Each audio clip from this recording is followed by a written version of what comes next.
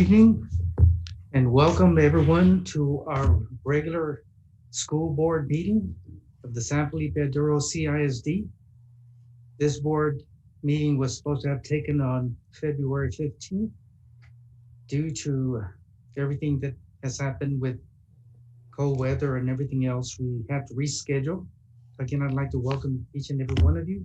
This meeting will be conducted by video conference in accordance with the governor's authorization concerning suspension of certain open meeting law requirements for COVID-19 coronavirus disaster. We have, we're going to call roll. Ms. Gonzalez? Here. Mr. Contreras? Not here. Ms. Guanajuato Webb? Present. Ms. Haynes? Here. Mr. Mesa? Here.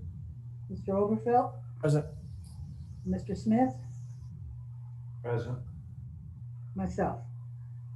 Sir, we have a quorum. Thank you very much. Let the record show that we do have a quorum of board members and that this meeting was duly called in accordance with the Texas Open Meetings Act, Texas Government Code Chapter 551.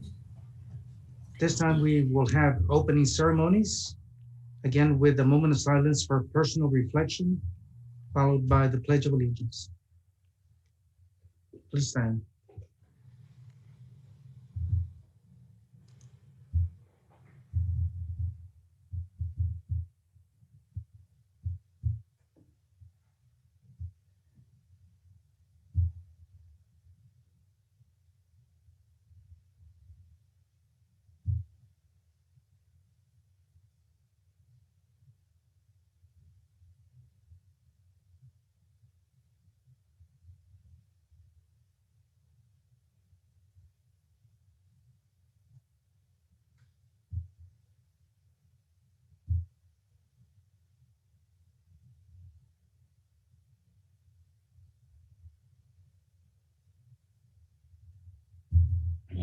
I pledge allegiance to the flag of the United States of America and to the republic for which it stands, one nation, under God, indivisible, with liberty and justice for all.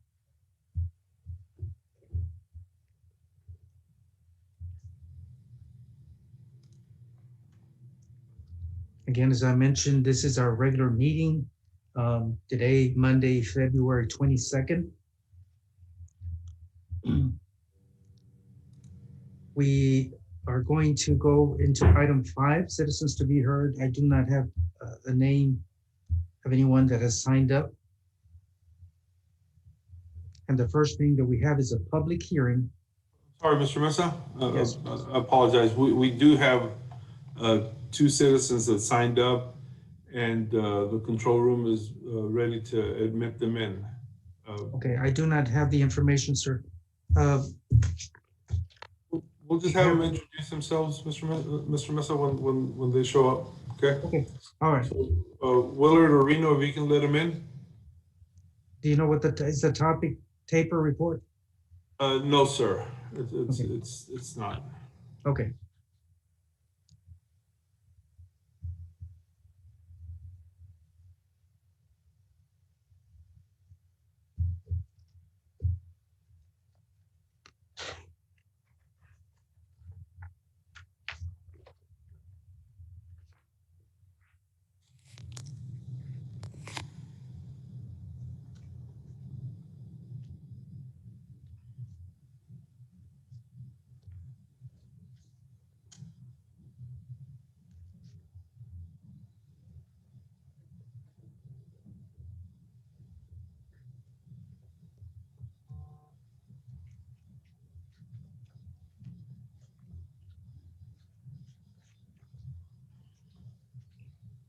Mr. Diaz, can you hear us? Yes, I can. Welcome. Can you please introduce yourself and the topic you're going to be discussing? Yes, my name is Michael Diaz, and I'm here to speak on support of adding ethnic studies to the district's curriculum. Thank you, sir. Welcome. I know Mr. Diaz very well. Okay, can I start? Yes. Hey, good evening, Mr. Mesa, school board members, and Dr. Rios. Again, my name is Michael Diaz, and I'm here to speak in support of adding ethnic studies to the district's curriculum. How many of our students know who Cesar Chavez is, who Dolores Huerta is, or who Juan Seguin is? How many of our students know the first case in Texas in which Texas courts reviewed the actions of local school districts regarding the education of Hispanic children was tried right here in Del Rio, which is Del Rio ISD v. Salvatierra. There are many benefits to adding ethnic studies, and especially Mexican American studies, also known as MAS or MAS, to the school's curriculum. It improves students' self-esteem.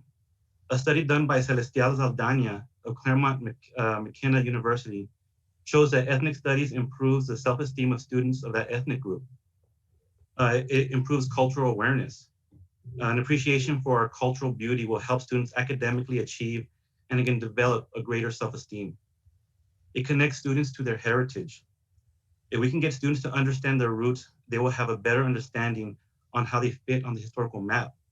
And we need to remember establishing roots will lead to a more productive citizen. It develops empathy. Current and past injustices to ethnic minorities will develop empathy and respect for other people who are different or less fortunate than us. Respect for diversity. History lessons about ourselves will help us develop a sense of respect for people who are different from us. And empowerment.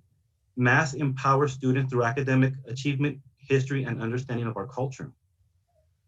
Now, a study by Dean Penn out of Stanford Graduate School of Education in 2016 shows that at-risk ninth graders who were enrolled in a mass course improved their grades by 1.4%, increased attendance by 21%, and increased their credits by 23%. The study also shows that GPA specific to math and science also increased. So for all those reasons, I am in support of adding ethnic studies to the district. Now I know the agenda item is for high school only, but I urge all teachers pre-K through 12 to implement some sort of mass education into their teaching. Remember, history is important and our history is important. Thank you. Thank you, sir. You will take that into consideration, sir.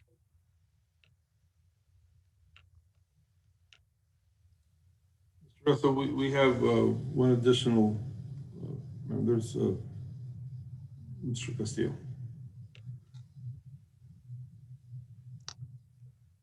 Welcome, sir, to our meeting.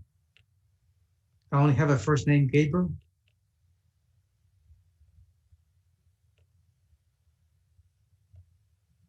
Gabriel Castillo. Can you hear us, Mr. Castillo?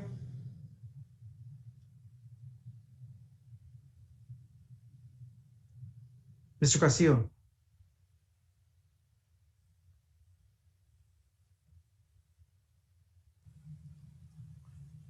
His audio is connecting.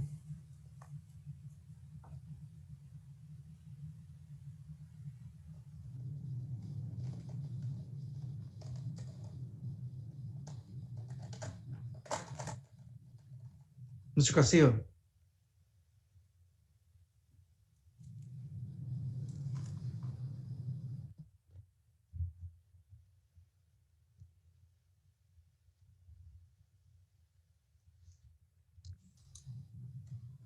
Hello, good afternoon. Hello. Hello, sorry for the... That's okay, sir.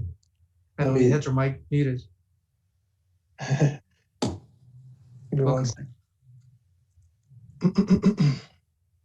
Want to introduce yourself and tell us what the topic is, sir?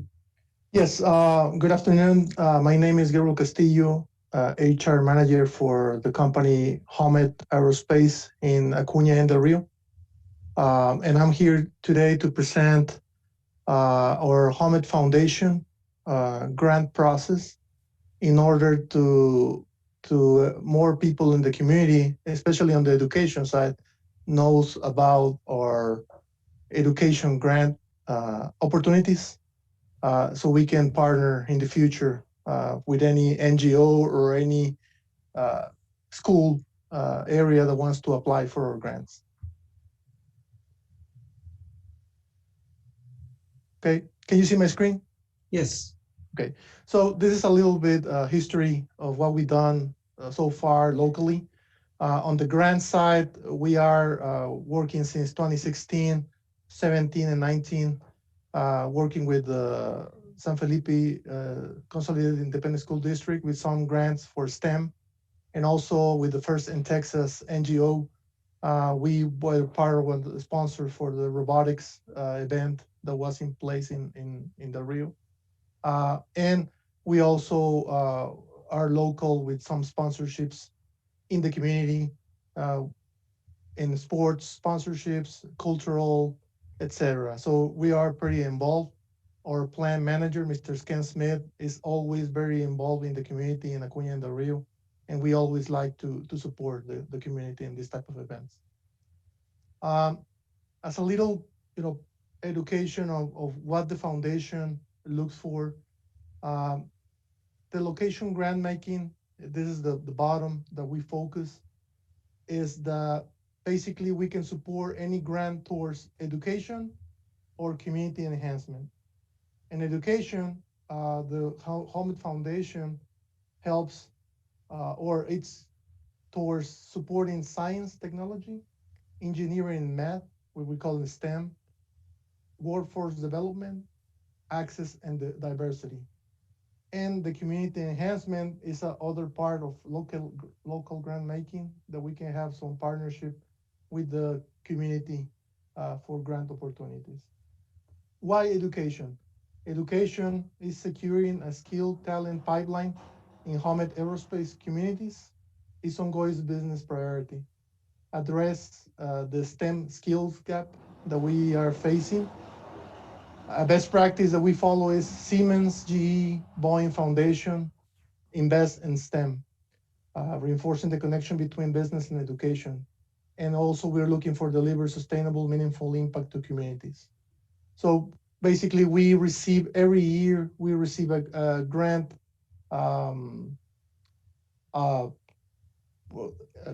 budget for our Acuña and the Rio location. Then that's when we start connecting with NGOs, with schools to start receiving grant applications.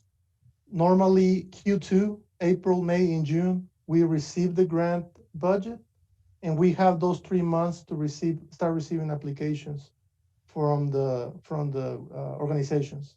And about July and August, we start receiving the approval grants or approved grants that make the follow all the guidelines from the Homet Foundation. Any questions so far? See no Okay. hands raised. Some of the guidelines to apply for these grants, the program must serve the Homet aerospace community to which the Homet Aerospace Foundation allocation is assigned, which is Acuña del Rio. We have some guidelines from the Homet Foundation, the theme, and also the inclusivity policy. The U.S. organization must be either a 501c3 public charity or public educational institution, K-12, college, university, or a government entity, municipality, county, state, or country. No answer. We support also non-U.S. organization, but need to be certified under U.S. law equivalent of the above organizations. And this is through a third party that certifies those equivalents from an outside party vendor. The minimum grant is $20K. And we also, for annual payment is also, the minimum one is $20K. We can do also multi-annual grants, which are a higher value. If the project requires like a 1, 2nd, and 3rd year development progression, the grant is approved for the total budget, but is break in years progression if it's a bigger grant. So the contact is me, myself, HR Manager Gabriel Castillo for this with the email contact, and Jared Alvarez, my counterpart in another division in Acuña that also coordinates all the grant efforts for Acuña. And we also help to answer any questions that the organization or school may have with any grant application. And this is it, the presentation. Thank you so much for the opportunity to present this. And between Ken Smith or myself, we always want to support our community with these education grants and help our community grow. Thank you, Mr. Castillo, for joining us and for the valuable information. Again, Mr. Smith, thank you so much for having this available for us. Appreciate it. Thank you so much. We'll be in touch. Thank you. Thank you.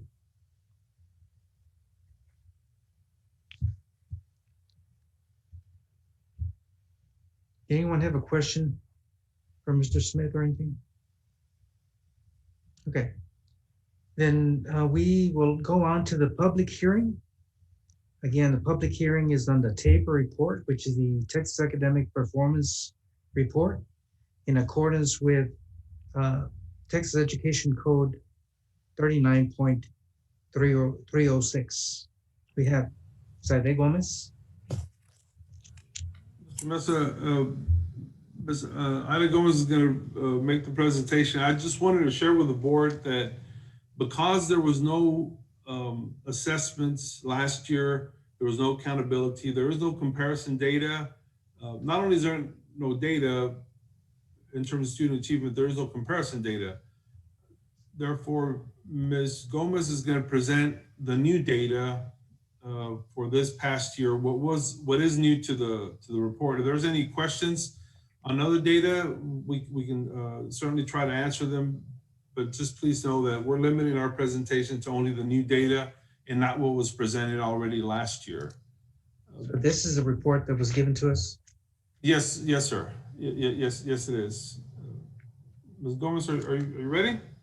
Yes, sir. Good evening, President Mesa, Dr. Rios, and members of the board. On Wednesday, all board members did receive the binders that were delivered as part of the documents. You do have the entire report in your binder. And just for note, they are posted on the binder. The actual report is posted on the district website and at every campus for campus information. The Tpri has 7 required components. We would be required to look at the academic performance, the financial rating, the district accreditation status, the House Bill 3 goals and measures, the district's current special ed compliance status, the report of violent or criminal incidents, and the performance of the previous year's graduates in their first year of college. Those are the 7 components that make up the report. As you can see on the screen, San Felipe del Rio was not rated this year because we did not have any assessments in spring of 2020. Our special ed determination status, however, has improved. Last year, we needed assistance under component 5, which is 5 out of the 7. And this year we do have meets requirements. Also, the 2020 Armed Services Vocational Aptitude Battery Test was offered. Everybody has this summary packet in front of them. And if we look at pages 16 and 17, we're going to be talking about graduation. However, if we scroll down to 18, it's a summary of the information that's highlighted on pages 16 and 17. So, Mr. Mesa, Dr. Rios, and members of the board, if you look here, it's a summary of the graduates in 2019. The first part shows that we had 664 graduates that made up 100% of our graduating pool. And it breaks it down by ethnicity. Where it's highlighted by graduation type, I'd just like to explain. At one point, we have a minimum high school program graduation plan and a recommended high school program distinguished achievement program. You'll see that both of those, one has a 0% for the district and one has a 0.6. Both of those plans are being phased out. The new plans for graduation are the foundational plans. You will see foundation high school program with no endorsement. We had 51 students, or a total of 7.7% graduate under that plan. Foundation high school program with an endorsement and nothing else, we had 1 student. And the foundational high school program distinguished level achievement, that means 26 credits, we had 608 students, or 91.6%. If we compare that to the state, we are about 11 percentage points ahead of the state in our graduation distinguished plan. It also looks at the populations. Out of the 664 students, we had 9.3% of our special education graduates make up that percent. It's higher than the state at 7.8. We had 66% of the graduates fall under the economically disadvantaged graduates. Again, higher than the state at 52.4%. Our LEP population graduates made up 8.6%, higher than the state at 7.1%. And our at-risk graduates, 57.7% as compared to the state at 41.2%. So in order to have that distinguished level achievement, you need to meet all the requirements that you would under a foundational plan, but you also have to have passed an Algebra 2 course. That is the one difference. And as you can see, 91.6% of our students are meeting that category. The next page, page 19, is going to address the CCMR components. I've highlighted some of the key components. The college and career and military ready graduates at the very top, you'll see that the district is at 74.2% as compared to the state at 72.9%. We're ahead of them. The region is a bit higher than us, but if you look, we did have a 5% growth from last year to this year.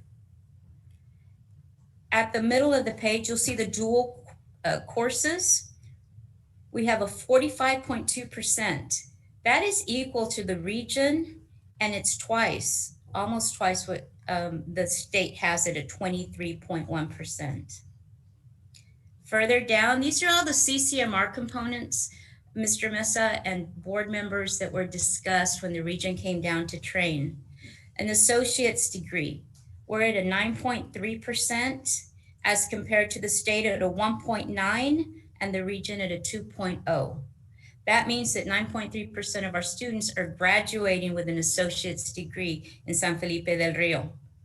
Our on-ramps courses, another CCMR component, 7.4% as compared to 2.3% for the state and 2.8% for the region. Our military graduates, they're at 57.0%. Now, we don't think we're going to have that category next year, but it's still ahead of the region and the state. If you continue a little bit further down, you see the approved industry-based certifications. We're at 22.6%. The state's at 10.7%, and the region is at 11.3%. That's double. Graduates who have completed an IUP or workforce readiness, you'll see it's at a 3.2%, again, still higher than the state and the region. The next one is the CT coherent sequence coursework. We're at a 71.4%, and that's very impressive because that means that a freshman student who started in a pathway completed the pathway. So 7 out of 10 kids that started pathway their freshman year are actually completing and graduating, not dropping the course, not switching. So 71.4 is higher than the state at 55.6 and the region at 69.6. And at the end, you have graduates with a level 1 or level 2 certification. San Felipe del Rio is coming in at a 6.9%, where the state is at a 0.6 and the region is at a 2.5. On the next page, which is page 21, the TSIA results, the Texas Success Initiative Assessment, you'll see that while we are trailing in reading, we're trailing the region and the state, we made a 4-point gain from one year to the next versus a 1-point gain.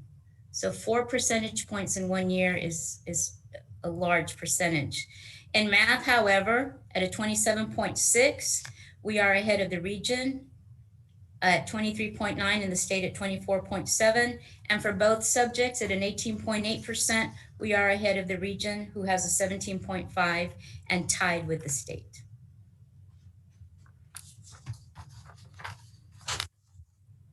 On page 23,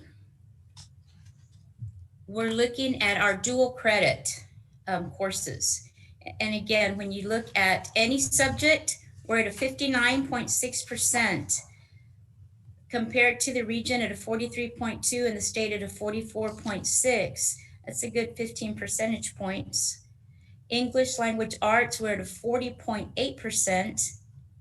The region's at a 19% and the state's at a 17.8%. So huge increases here in Del Rio. We have math and science. And then we have social studies, again, at a 30.5%, higher than the region at 17.4, and higher than the state at a 23.6. Before I go on to components 2 and 3, are there any questions?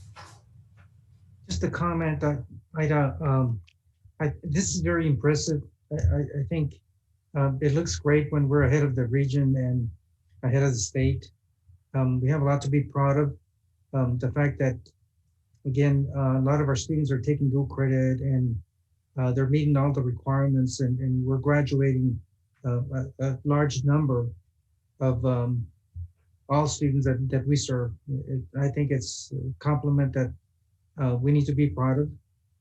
And I'm so glad to see this new information, because on the Tpri report that we got, we know when we closed school last year for the spring semester, we kept seeing numbers from the past. And so it's refreshing to see all these new numbers and that we're way ahead. Yes, sir, Mr. Mesa. The components 2 and 3 are the financial rating and the district accreditation. You'll see on the next page that for 2019, our finance department received a first rating, an A superior rating, and the district, the 2019 accountability still stands of a rating of a B. Component 4, which used to be the CPOs, is now the House Bill 3 goals and the measures. The next few pages are the board goals that were adopted in January and presented in December for suggestions. If they are in your packet, they are on the website also.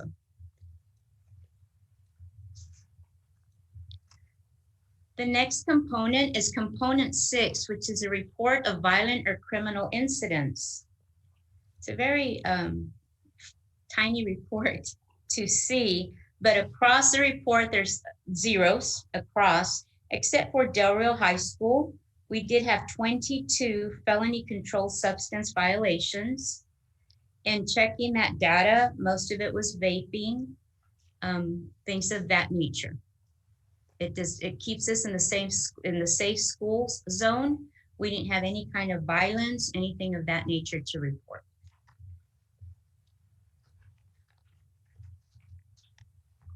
And the last component of the Tpri report talks about our graduates from 2018. So where were they and what happened to them in 2019? So you'll see that we had the 2 schools, Blended Academy and Del Rio High School, had graduates. We did not have any graduates from Early College High School in that year. We will be seeing a 3rd high school soon on this report. You'll see that the number of graduates, there were 30 from Blended and 624 from Del Rio High School. And you'll see the different universities that they went to. You'll have some going to a 4-year university, a 2-year university, an independent college or university. There's also students that are not found or tracked because they track by ID number. So their ID number changes, they don't have a way of tracking them. And on the next page, you'll actually see the number of students that attended the various universities for that cohort. You'll see that Southwest Texas Junior College had 140, which was the largest population of students. Then you'll see where it goes down to Angelo State University, A&M, Texas State University, and so forth. All of that is included in the packet, the summary packet that was delivered to your desks.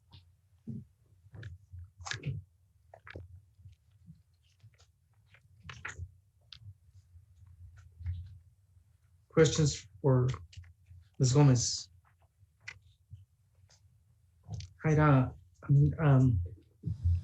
a couple of years back, they had a system of tracking students. Yes, sir. A lot of time they enrolled in another district and it was very easy to track those students once they enrolled. But normally we use whatever information we collected at the time of withdrawal, whether they were moving. The only ones that we lost at that time were the ones that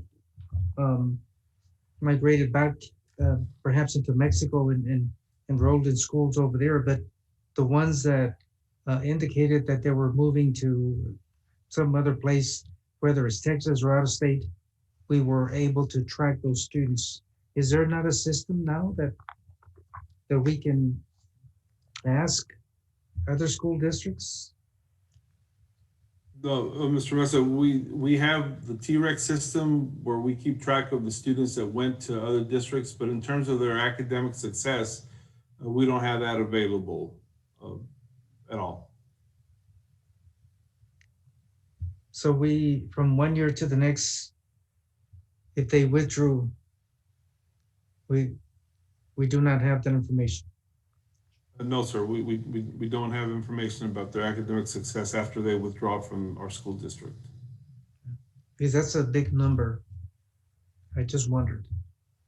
Anyone else?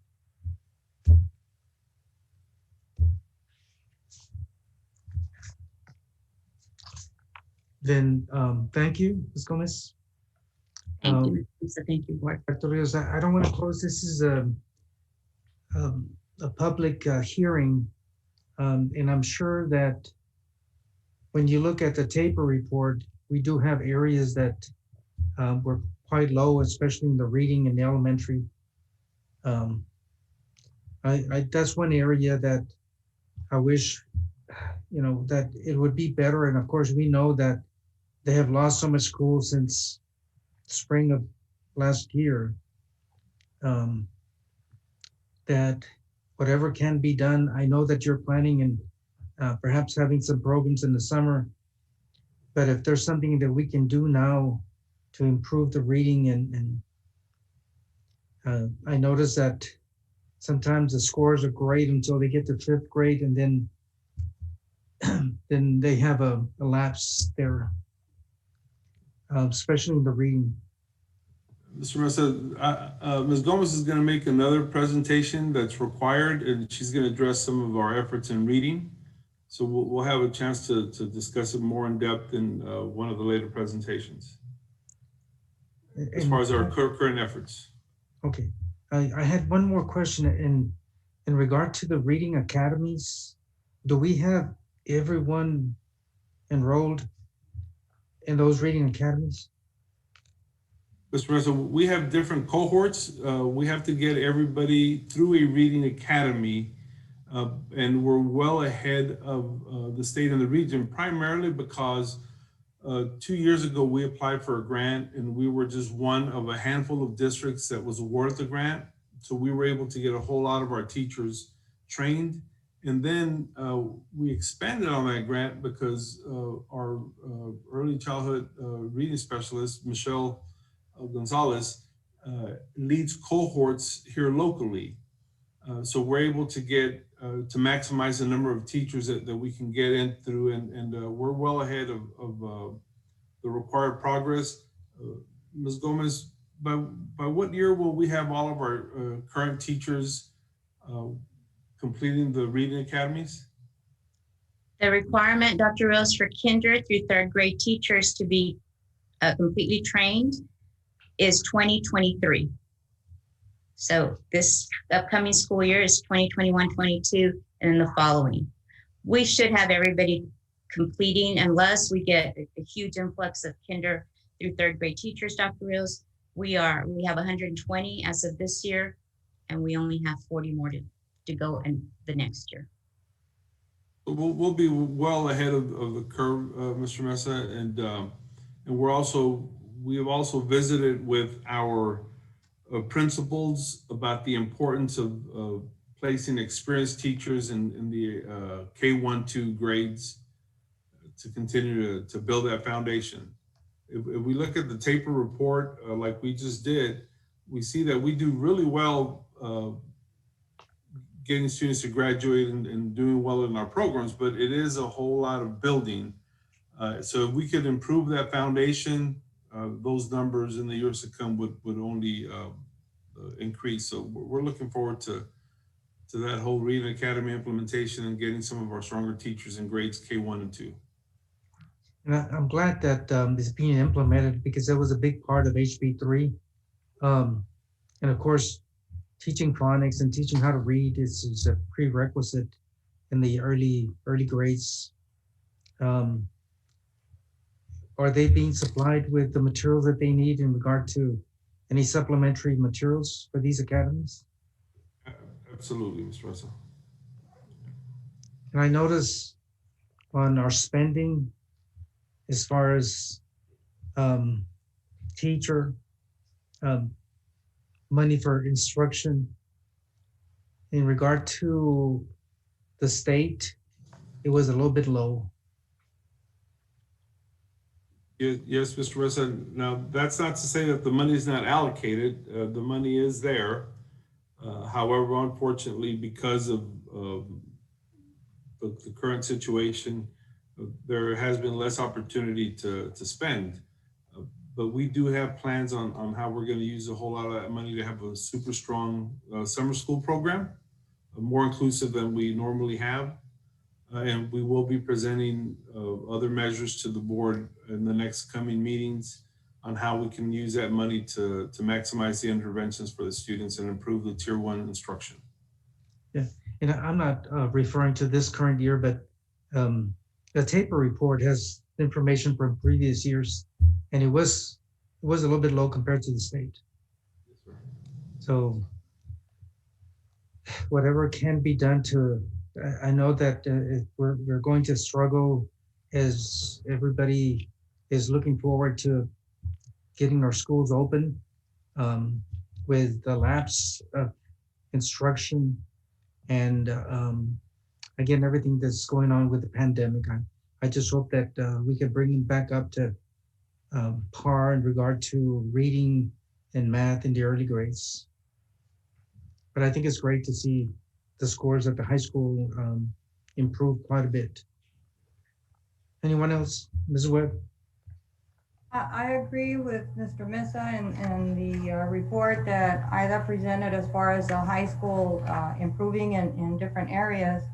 But I would also like to see not just the reading as far as a report for the elementary grades and middle school, but also in the areas of science and math and social studies for the elementary grades as well, because that's a foundation. And also the blended, how is blended doing at the end of course exams? Because when you look at the whole Tpri report, blended is also included in there. So how are they doing? Because that's a different academy. And I feel that we need to start interventions now. I know that every teacher probably knows exactly where their students are and how many students are not passing, how many students, whether they're online right now. I know that's very difficult. It's extremely difficult for a teacher to teach online and then do a hybrid class at the same time. But yet these students are the ones that are going to be failing, shall we say, you know? So what are we gonna start doing now? We can't wait for summer to say, we have so much money allocated per student, so we're gonna use it during the summer for a summer academy. We have to start looking at what are we going to be doing now, starting at every elementary campus. So I would like to see a report that has every subject, math, reading, science, and social studies for elementary and blended. The report at the high school with the number of graduates that we have graduating, that's great, you know, and we know that some of the students, some, not all, are going to colleges and some are going out of state. And that's great. But we need to know what our foundation is and where these students are. And again, I understand the difficulty this year, and it's like I'm going to say it again, it's very difficult for a teacher to teach online and hybrid classes and for the students to be focused online. You know, I mean, they can be on and doing something else because they can see you, they can hear you, but they're doing something else. So that's very difficult. But we need to start looking at what can we do as interventions starting now. As a matter of fact, we should have started a long time ago for interventions. We shouldn't be waiting to find out how many students are on track at this point. We should already know how many are on track. We shouldn't be leaving anybody behind. And thank you, Mr. Mesa. Thank you, Mrs. Webb. Anyone else? I think the only other thing, Dr. Rios, is on retainment, the number of students that are retained. I don't, agree with so many students being retained, but they do not meet the requirements for promotion. Somewhere, the information that I got from the Tpri report is like we have 300 students between 7th and 8th grade, and I'm thinking it's been a difficult year where the commissioner is already suggesting that some students need to be retained because they did not either attend virtually or face-to-face, and they're not completing their assignments and so forth. I've seen over the years that retaining students 1 year is difficult, but I don't know how we're going to be planning for the coming years with these students that are not being, again, turning in their assignments and so forth.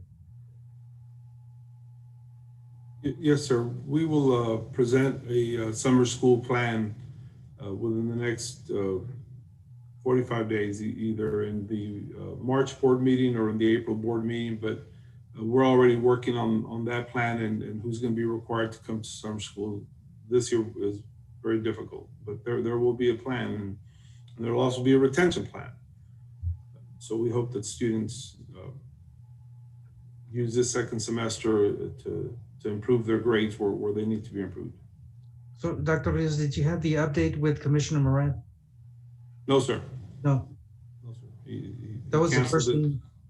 The last update that I saw had very poor connection, but that was the first thing he addressed, to get the parents ready for their children to be retained. Because again, inaction with assignments not being turned in and so forth. Yes, sir. Well, there being no other questions, again, I thank you for the report, and we have public comments at this time. Dr. Rios, do we have anyone that is waiting? No, sir. Nobody called in. The control room hasn't notified me, so I'm assuming that nobody's called in. Let me just double check the phone. No, there are no messages. Okay, then at this time, we will adjourn the public hearing and go back to our board meeting. Thank you, Ms. Gomez. Thank you, Mr. Mesa and board members. Okay, we're at item 7. At this time every year, we announce the training that has been given to board members, again, through this past year. And there are 4 trainings, there are 4 tiers in the training. Tier 1 is local orientation, Tier 2 is team building, Tier 3 is annual continuing education, and then Tier 4 is evaluating and improving student outcomes. And again, under State Board of Education rule, completing required continuing education each year of service is a basic obligation and expectation of any sitting board member.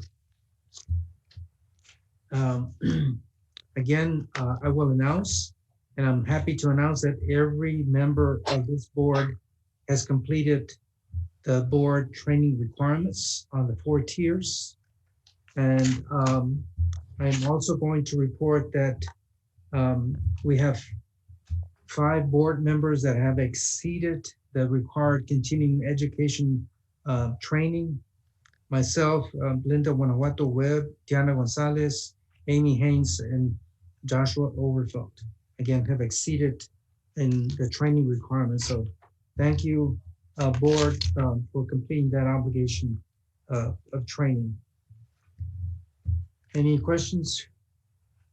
I believe the next one that we will have is going to be the governance camp that normally happens in Galveston. If I remember correctly, it's March 2nd through the 6th, which will be all virtual.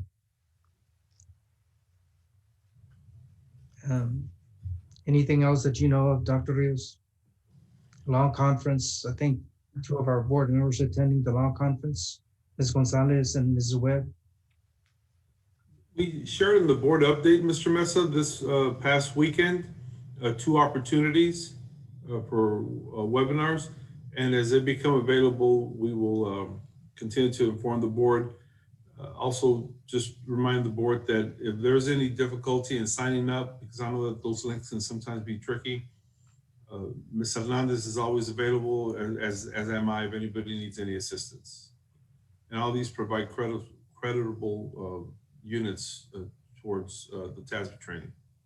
Sir, would it be possible for the Galveston conference, a winter, they call it winter conference, to be able to host it here at the Student Performance Center? Absolutely, we can definitely queue it up as we've done before, and we'll make sure that. I think it's convenient for us to be able to attend some of these and get this training required over with, and perhaps have a light lunch or something. Sure. If at all possible. Absolutely. Okay, thank you so much. We'll go on to other reports. Item 8, health plan update. Ida Garcia. Good evening, President Mesa, Dr. Rios, members of the board. With us today, Mr. Greg Holdaway with Brown & Brown will join us to give us an update on our 2020 medical plan. And he was already in the waiting room, so he should be joining us soon.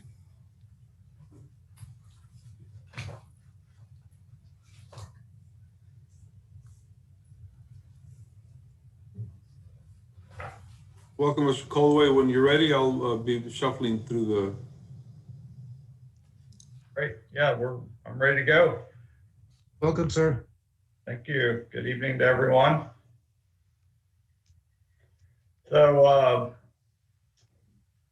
just a very, very quick recap of who we are as your consultants, part of Brown & Brown, one of the larger consulting and insurance organizations in the country.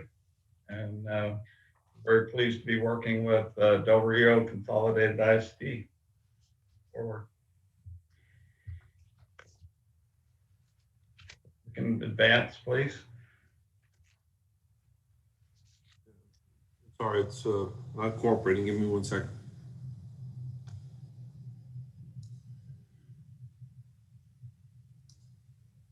I'm sorry. Try something different here. There you go. Yeah, and before we get to the meat of the data, just a quick history of our relationship. So we were hired as your consultants in April of 2018. We set about several projects at that point. We implemented new voluntary products, dental, vision, all those things effective for September of 2018. We implemented a new online enrollment platform at the same time. And then we did a complete RFP for your medical plan, and Aetna was selected as the claims administrator, the stop loss carrier, and pharmacy benefits administrator under a 3-year contract, which started 1/1 of 19. So that contract, we're in our 3rd year of that contract. So that'll end January 1 of 2022. So that's kind of the very brief history of where we've been beyond the day-to-day work. But we can move on into the meat. So before we get into the medical plan, this will give you an idea of where we stand on all of the products. So everything that we did, with the exception of the medical plan, had multi-year rate guarantees, and those are all ending at the end of this year. So it is our expectation and hope that we would do a full marketing effort for all of these things, just to make sure that all of these products are still the best available on the market. And we'll start that project with your approval sometime this summer. So we'll be well ahead of the game. And if we change anything or we add new things, those will all be effective for January of 2022. So we haven't done this since 2018, but it is time to do it again and to take all of these products to the marketplace. And it's a good check on the carriers that we work with. We're not unhappy with any of them. To my knowledge, they're working well for your employees, but it is important to periodically make sure that the marketplace hasn't changed and that we're getting the best pricing, best benefits for your employees. So that'll be a project that we anticipate working on this year. Go ahead, Mr. Rios. So on to the medical plan and where we've been, and we just finished up our plan year for 2020. So give you kind of this brief history. And if you follow along the left column, you see all these different components of your health plan. And then you can see across the various years and what the cost of those different components are. So 2019 and 2020 were both with Aetna. 2018 was with the prior administrator, which was TML, Texas Municipal League. And so fixed cost is the amount that we pay to the administrator for administering the plan and for the stop loss insurance. And so you see there was a dramatic drop between 2018 and 2019 and 2020 in fixed cost. And there's two reasons for that. One, the RFP process revealed some cost savings in the administrative costs and the stop loss premiums. But also, if you look fourth down at RX rebates, you were receiving those previously on a quarterly basis. And what we did in the contract with Aetna was to just capitate those at $32 per employee per month as a credit from Aetna against our fees. So it's not as dramatic of a drop in cost as it first appears, but it is still a significant drop from what we were paying previously. So the claims liability is the maximum amount of claims underneath your specific stop loss that could be paid by the district. So that's a guaranteed top end number by the insurance company. So this is part of your stop loss agreement where the carrier sets out that top claims cost number for the whole year. So we have seen that it did drop dramatically in 2019 as a result of claims activity and claims paid. It went up in 2020, but we're just above what we were in 2018. So still in a good position there.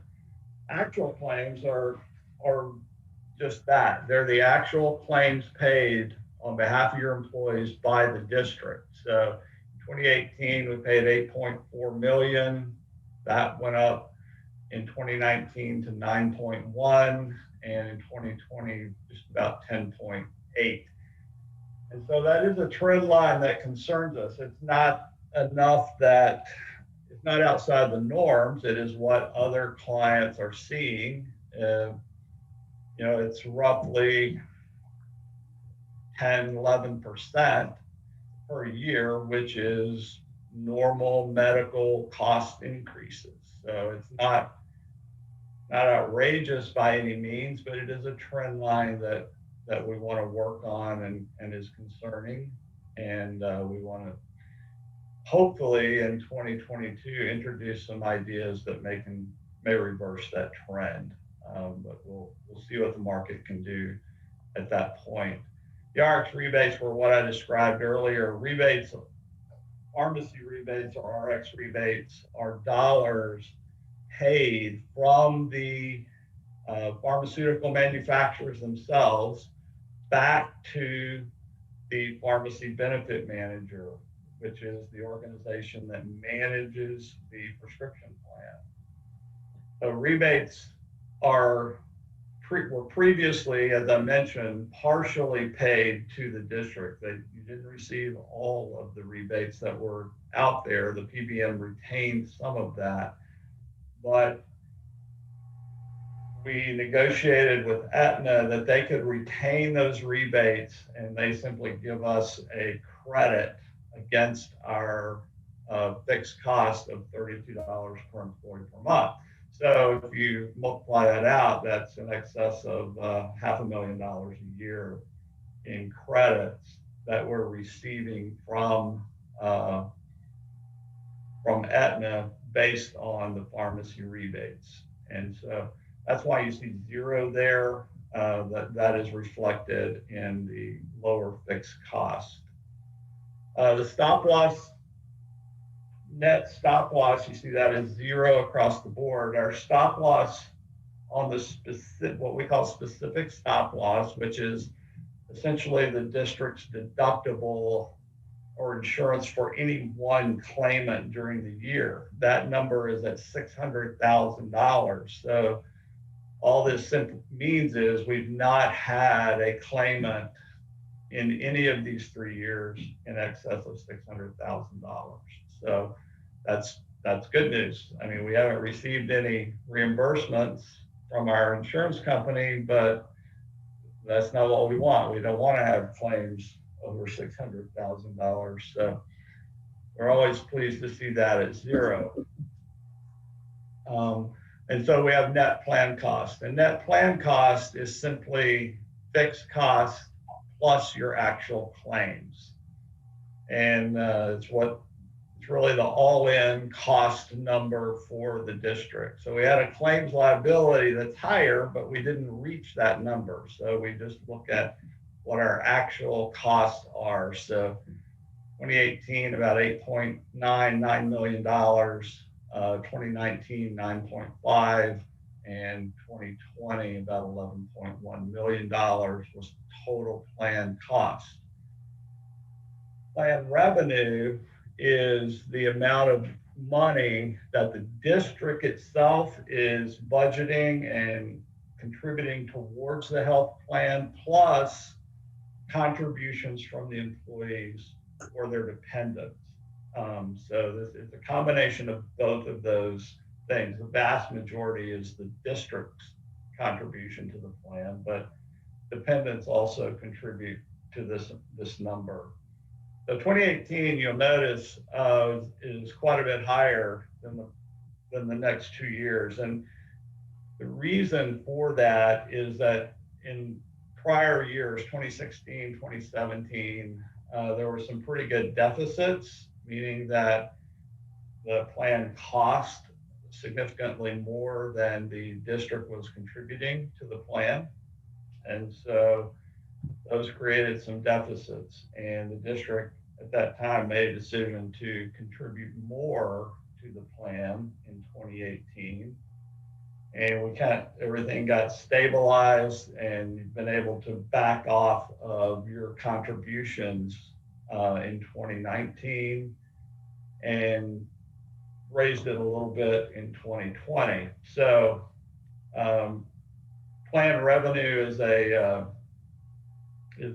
is a number we can manipulate either from district contributions or raising employee costs for dependents, which has not been done. Employees have not seen an increase in at least 4 years, perhaps longer. So that you've done a really good job of protecting the employees from these cost increases, and the district has continued to escalate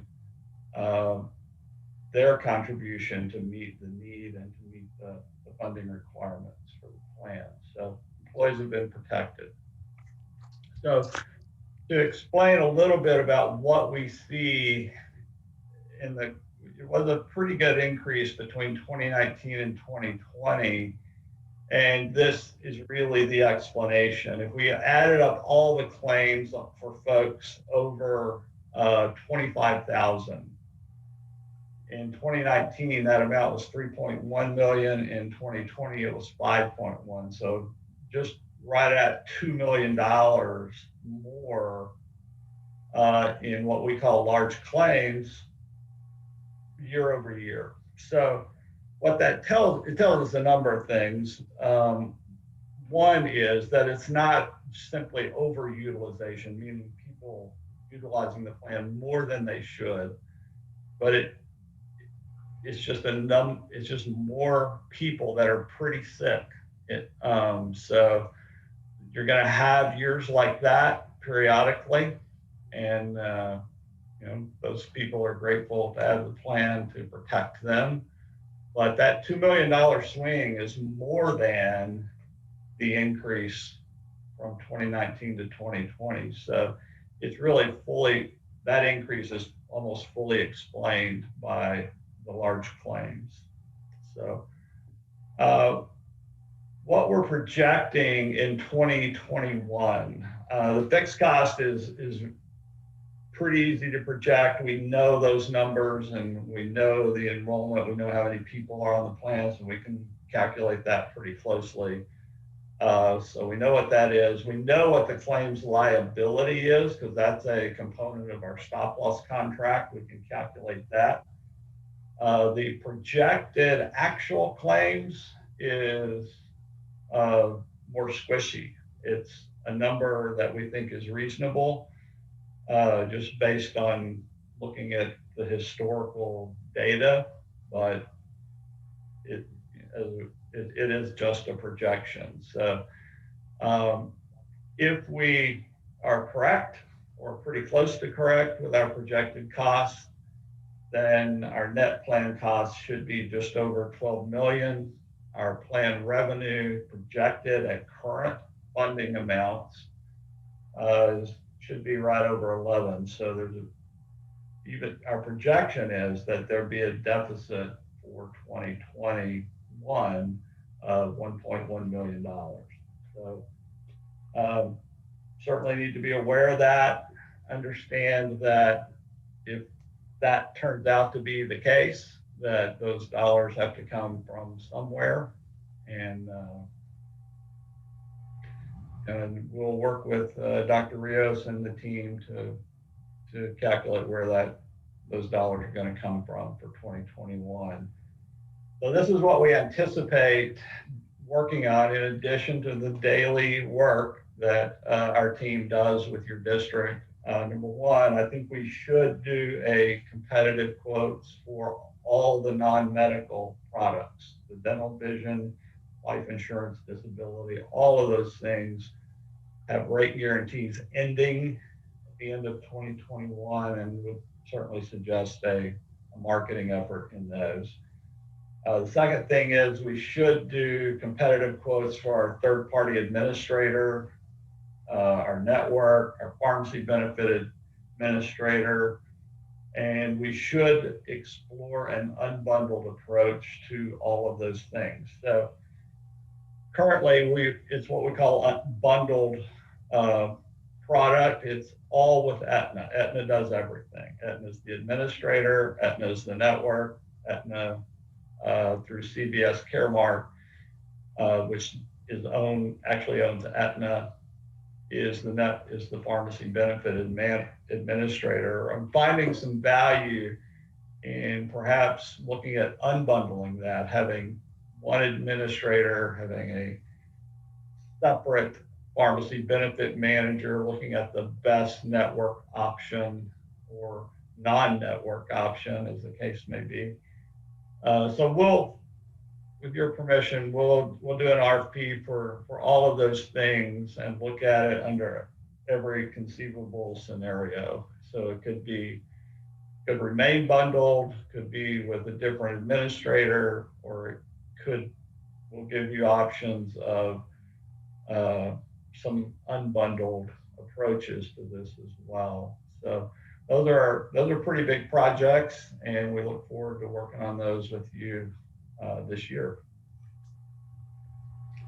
Mr. Coldaway, we added this slide just to share with the board where we stand for the current year. So I'll present this slide and then I'll turn it back over to you for questions. Okay. Our fund balance for self-funded insurance as of August 31, 2020, projected to be or was 1.4 million. The projected August fund balance will cover the projected 2021 projected deficit. However, at the end of this budget year, or in planning for the next budget year, there should be, the district should provide the employee, an increase in employee contribution or per employee contribution to the self-funded plan.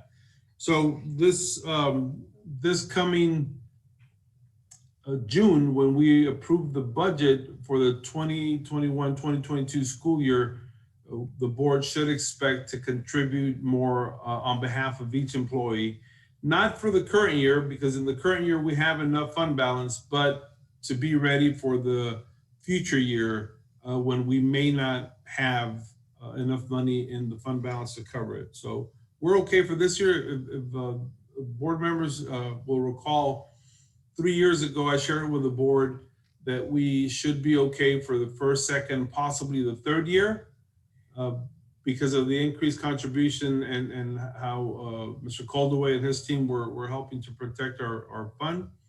And we're gonna be okay. But now we do have to start planning for the coming year beyond this current year.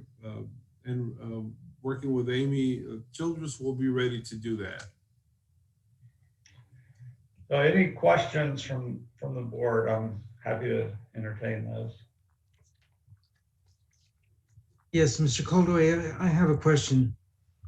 With this pandemic year, there were so many things that were put on hold. For example, elective surgery, non-emergency surgery, but and even I think the masking.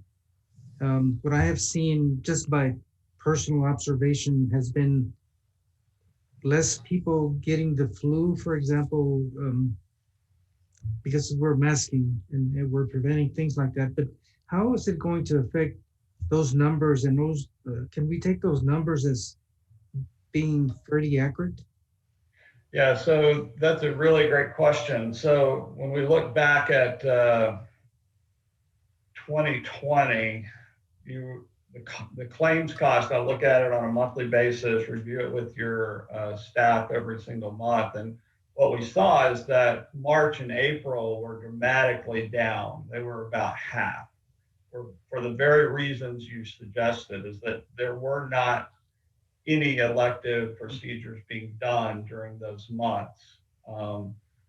We typically see with school districts, the claims cost will be higher in June, July, and August, because that's when the staff is not working. They plan procedures during that time frame. And we did in fact see that. And so my estimation is that most of those elective type procedures have now been done in the summer and the fall of 2021 or 2020, and that this year in 2021 we should see a normal flow of that. But it was a concern. when those would catch up to us. We saw the reduction in March, April, knowing that it was illusory, right? It was not that those claims weren't there, but that they would be done at some point in the future. And I believe that for the most part, those have been done at this point. So, yeah, from here on out, I don't see a huge impact from the COVID thing affecting our claims data. You've not had a tremendous amount of cost related to COVID itself. That's not been a big cost driver for you. I appreciate that. Thank you. Anyone else?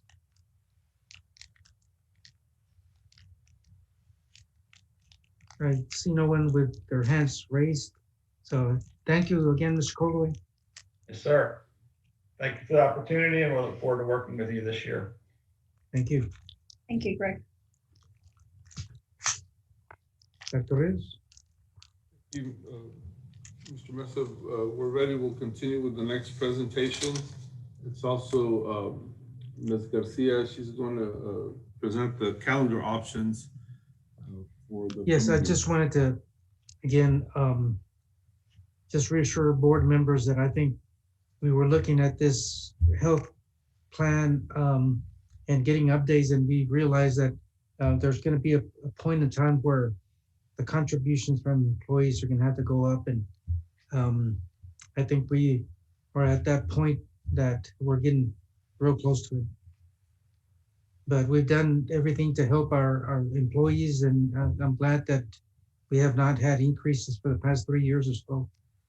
But at some point, the very near future, we will have to pass that added cost to our employees.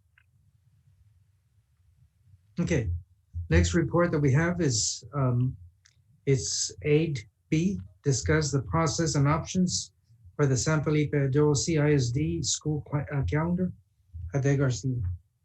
Yes, good evening again.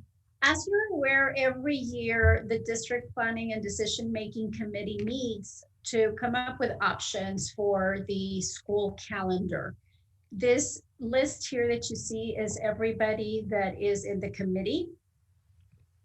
So we have representations from every campus and departments.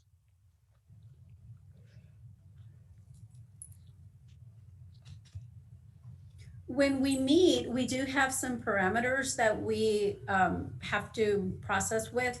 And one of them is that the calendar must include 187 teacher duty days and include 75,600 instructional minutes.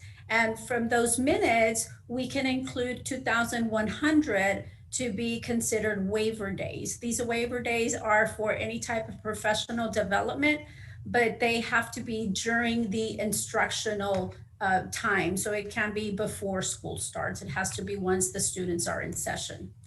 We also like to create some bad weather days to be included because if we have the 75,600 minutes, then we don't have to file for a waiver. Other than that, we do have to file a waiver through the Texas Education Agency.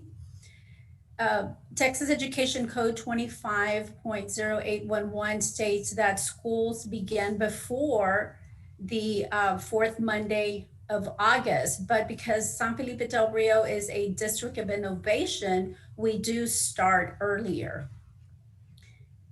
And that is specifically on the second Monday in August. Teaching staff usually recommend to complete the first semester prior to the winter break. So this is something that the committee looks at. They also look into adding the 4 staff development days before school starts. We always try to include 3 work days and then the 5 staff development days during the school year, which are considered part of the waiver day. By law, we have to honor Memorial Day. And then the board always recommends for us to honor Martin Luther King if possible, and also Veterans Day.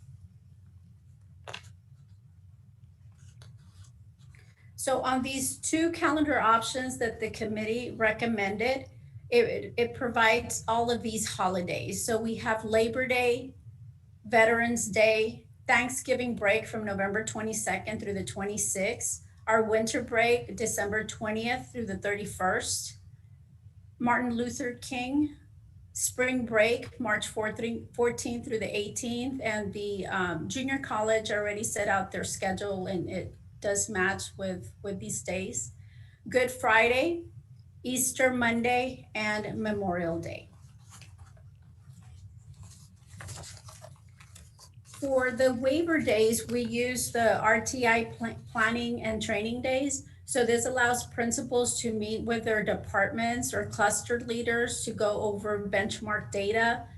And also for those departments to meet and look at the students and their tiers and see if they need to be moved for interventions. And also helps with planning. And then your non-classroom teachers, such as your nurses and your counselors, have trainings on these days so that we don't have to pull them during the school year.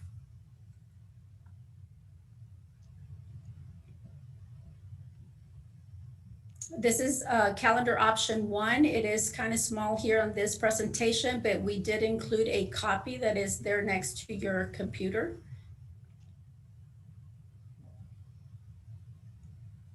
And then option 2. On this next slide, we indicate the differences between the two calendar options. And that is the first semester instructional days are more balanced. So here we have option 1 and option 2. And the difference is that for option 1, the first 6 weeks is 29 days. For option 2, it's also 29 days. For second 6 weeks, option 1 is 25 days and option 2, 29 days.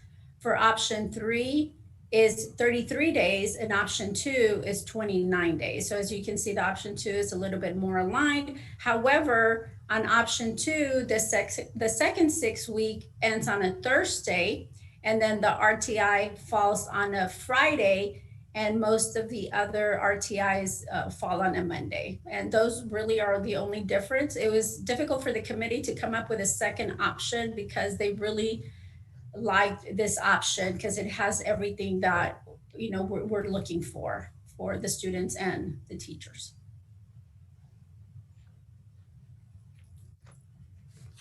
So at this time, if there's any questions or if there's any feedback that we can receive from the board before we disseminate these calendars to the staff as a survey to vote for their favorite calendar. Board members, Mr. Oldfelt? I'm just curious, and I know that it says that there state law says you can't start until the 4th Monday unless you're a DOI, which we are. And I know last year we had planned the calendar to start early, and then of course COVID happened, and we had the big spike in the summer, so everything got pushed back. Remind me again why we're wanting to start so early in August. Is it just the objective to be done before Memorial Day, like we used to in the many years ago, or I guess I don't remember why we wanted to push it up so far in the beginning of August. If we recall, our goal was to be able to offer an extended calendar where we would offer 30 school days in the summer and receive additional funding from the state. That's still our goal this year. We'd like to provide an extended calendar for a lot of our struggling students and ask the state to fund. That's not recommended right now, although you see it on the calendar, the availability of those 30 days. So our goal is after the staff selects a calendar, we want to plan for that extended instructional time. We thought it was important last year, but this year it's even more important with all the students being home. So that's the end goal, Mr. Overfield. Okay, it jogs my memory now. Thank you. Anyone else? I think the only thing that we would want is for as many teachers to be able to give their opinion, once you look at option 1 and 2 to make sure that we have ample staff, again, participate in the voting of whatever option they decide on. Yes, sir. We'll open a question for open-ended, and we'll provide that to the board when we bring it up for recommendation. Okay, everything else looks good. Thank you for, again, working on that and making it available for teachers to decide. Thank you. You're welcome. Next report that we have is item 8C, update extension for emergency paid sick leave. Ide Garcia. Mr. Mesa, over the last few weeks, we have been working with Human Resources to get you all the information of the number of employees who have actually been docked pay, who have lost pay because they've been out with COVID. We're finally able to get a report. Unfortunately, we couldn't share it last week because of the winter storm, but Ms. Garcia will be sharing it now.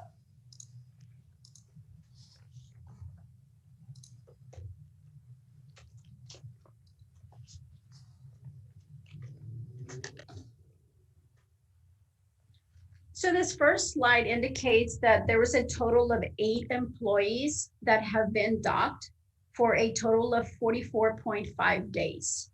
As you can see in the Austin building, we have 2 general maintenance workers who were docked, one of them for 9 days and one of them for half day. In our transportation department, we have a bus driver who was docked for 4.5 days. At Garfield Elementary, we had a custodian who was docked for 5.5 days. Irene Cardwell, a custodian for 8 days. And at the Raymond Haynes admin building, we had 3 individuals that were docked.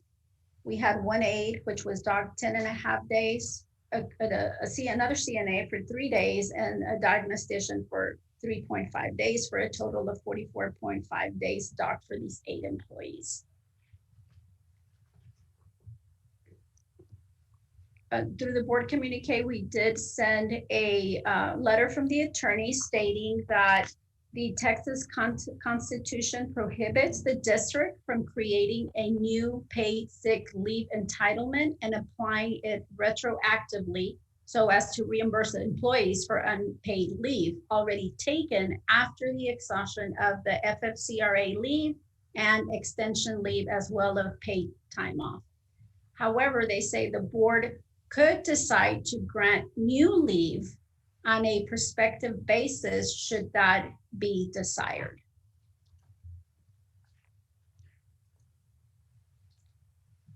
Questions from board members? Mr. Orfeld? So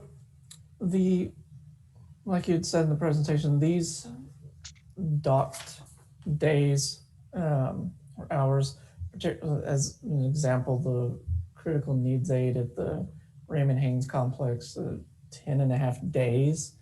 And that's all because of COVID?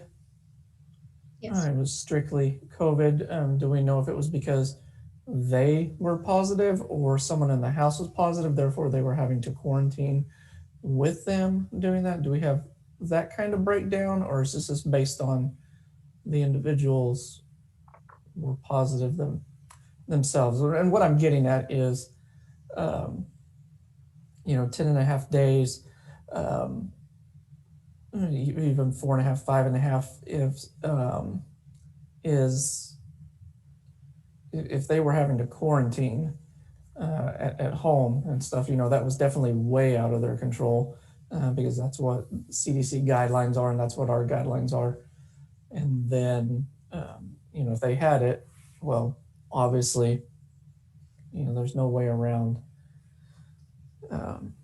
that. So I'm curious, one, if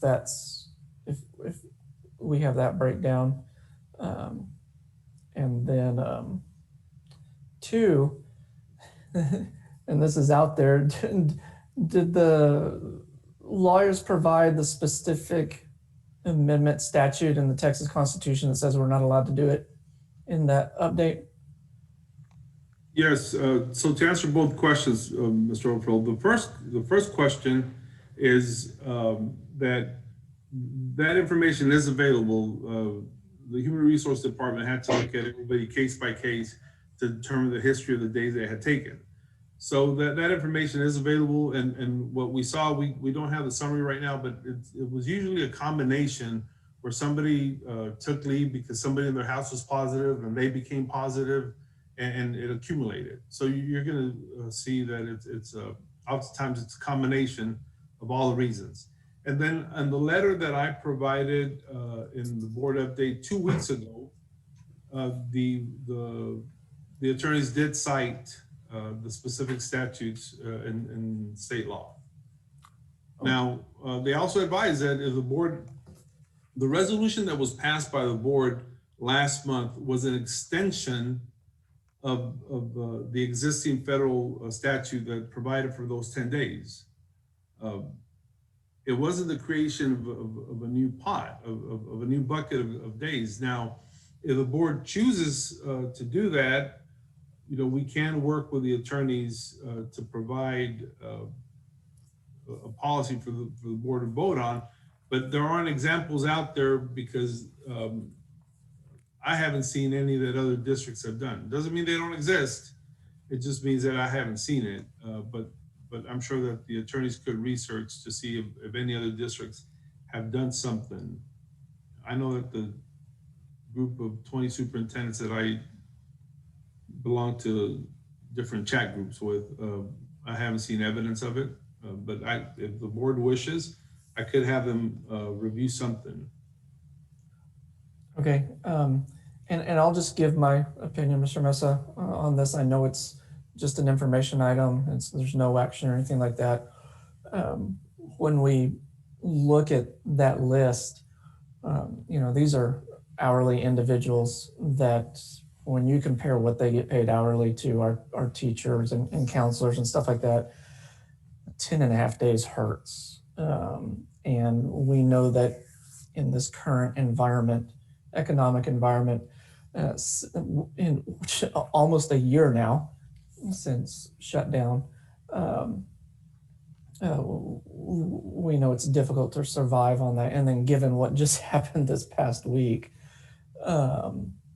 I would be very open to creating some kind of system or bucket, quote unquote bucket as it's called, for individuals like this that could be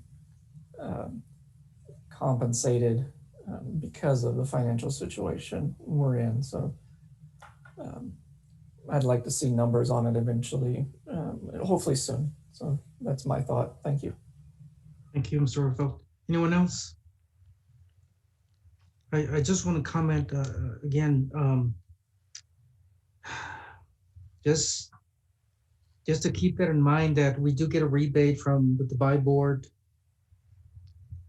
This year, if I remember correctly, we got the amount very close to $20,000. Now, I feel like, I know Mr. Orfeld expressed that, and sometimes when it's no fault of theirs except coming to work and they're quarantined because someone else is infected, either from outside sources, they have to use those 10 days. And I would venture to say that probably half of these individuals have other underlying conditions that they've exhausted all their leave, their sick leave days. So I'm also curious to find out how many students or how many staff members had to be quarantined because someone else was infected in their department or their wing they associate with. So thank you for putting this report, but I think we do need that additional information as well, so we can make a decision. I agree that 10 days is a whole lot to be docked. It's difficult and is going to continue for a while. So whatever can be done to assist, I would be all for it, but we do need some additional information. We'll go back and work on it and see what we can provide, Mr. President. Anyone else? Okay, then we'll go on to the next report. Again, we're on item 8D, HB3 Early Childhood Literacy Progress for Kinder. What is text key middle of year? Ida Gomez?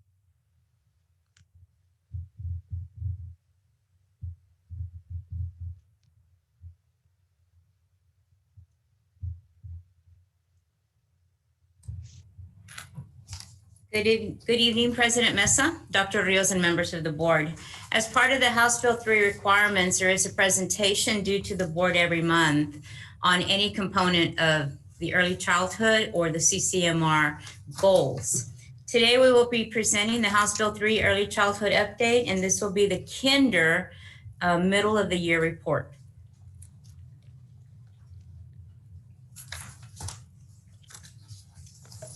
This year, TEA decided that rather than have several different assessments for kindergarten, there was only going to be an option in the state of Texas of 2.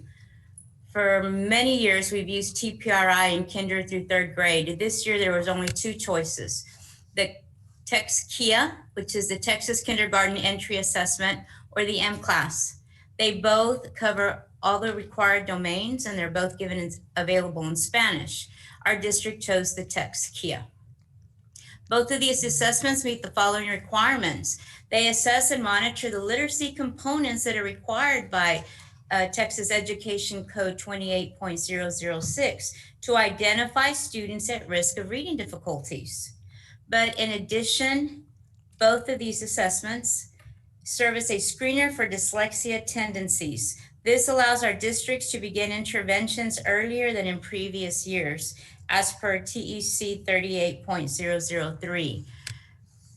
In previous years, we really wouldn't look at dyslexia tendencies until the end of 2nd grade. So this is a huge shift coming from TEA.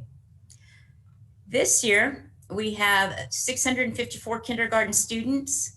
We were able to test, the teachers at the campuses were able to test 647 students. That left us with 7 students that we weren't able to reach. I would like to point out that many of these students, probably 65%, we had to schedule an appointment. Teachers had to contact the parents so that we could do an online assessment with the student. The students that were in class had the face-to-face. The students that are online, it had to be a scheduled exam. Out of the 34 teachers, 30 teachers, kindergarten teachers in the district were able to complete 100% of their student assessments. We did have 4 kindergarten teachers who missed it by just 7 students total. So thinking about COVID and the situation, we're very pleased with the results. The Tpri is still used in 1st, 2nd, and 3rd grade. And we did use it last year for the middle of the year report. The Tpri, after the assessment, lets the teacher know if a student is developing or still developing. That's it. They fall into 2 different categories. You're either developed or you're not. The TXKIA, however, breaks it up into 3 tiers. Is the student on track? Does the student just need to be monitored? Still there, but continue to monitor, or do they need the support? The components are a little bit different, but they still revolve around the same type assessing. Phonemic awareness included the rhyming, blending word parts, and blending phonemes. You'll see that the TXKIA, it's just called blending. The Tpri included deleting initial sounds and deleting final sounds. And the TXKIA, that's your decoding. The Tpri included graphophonemic knowledge, which is really just the letter name identification. Does a child know all the letters of the alphabet? And the letter sound linking. Does the child know the sound that goes to each letter. In the text Kia, it's under letter sounds. The receptive is just the letter name identification, and the expressive is the sound that goes with the letter. Tpri did have a listening comprehension component. The text Kia does not, but it does have a vocabulary and spelling component. It's very difficult for the state of Texas to gather data when you have 8 or 9 different assessments. This is going to allow the commissioner, which he's been very cognizant of kinder, first, second, and third being that those foundational grades. This is a sample of the Tpri middle of the year report. And as you can see, all the components are listed. Under phonemic awareness, you have the rhyming, blending word parts, blending phonemes, deleting initial sounds and deleting final sounds, and the graph of phonemic knowledge of letter identification and letter sound identification.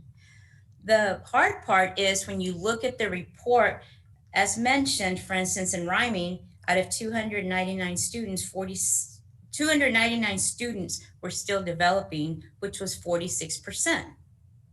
Under blending word parts, 173 kindergartners at the middle of the year were still developing, which was 26%. So a teacher, again, as mentioned, only had 2 groups. And the group that was still developing, as you can see by the numbers, in many cases were very large groups. The text Kia will assess just a little bit different.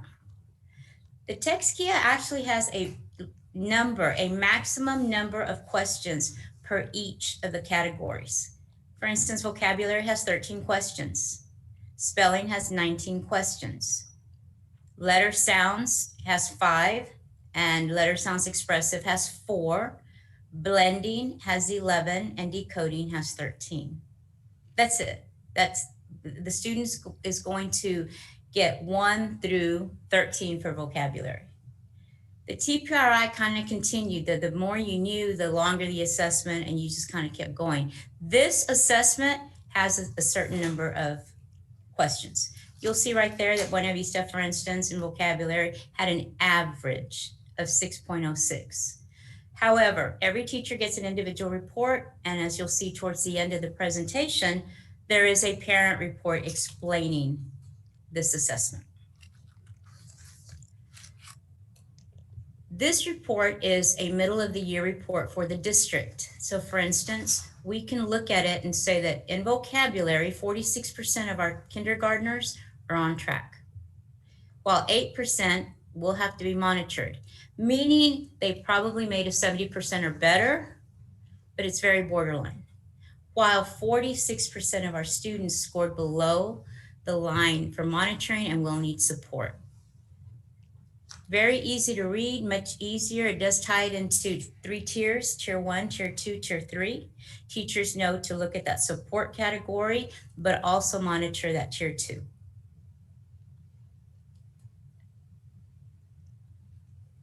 The Tpri results versus the text Kia is a little bit difficult to put together. As mentioned, they are 2 different assessments. However, if I had to try my best, it would be that blending would include the word parts and the phonemes on the Tpri. The text Kia only talks about blending as a whole. If you remember, there's a certain number of questions. Over there, it would tell me that the word parts, we had 26% of the students still developing and 35% still developing with phonemes. On the text Kia, it's just going to tell me that 8% of my students need to be monitored for blending and 39% need to be supported. The same thing can be said for decoding. Still developing, 56% of our students struggling with initial sounds, 69% of our students last year at this time struggling with final sounds. This year, decoding on the new assessment, it shows that 6% of our students need to be monitored and 69% need support. Decoding has been one of our struggling areas for many years. That is why the Read Academies are so important. The strategies that they learn and the activities that they use. And again, the graphophonemic knowledge still developing. We had 12% of our students struggling with letter name identification and 18% struggling with the sound. And over here we have the receptive and the expressive, with 17% needing monitoring assistance under text Kia and 50% needing support. The report for parents is very clear. It's very simple to read.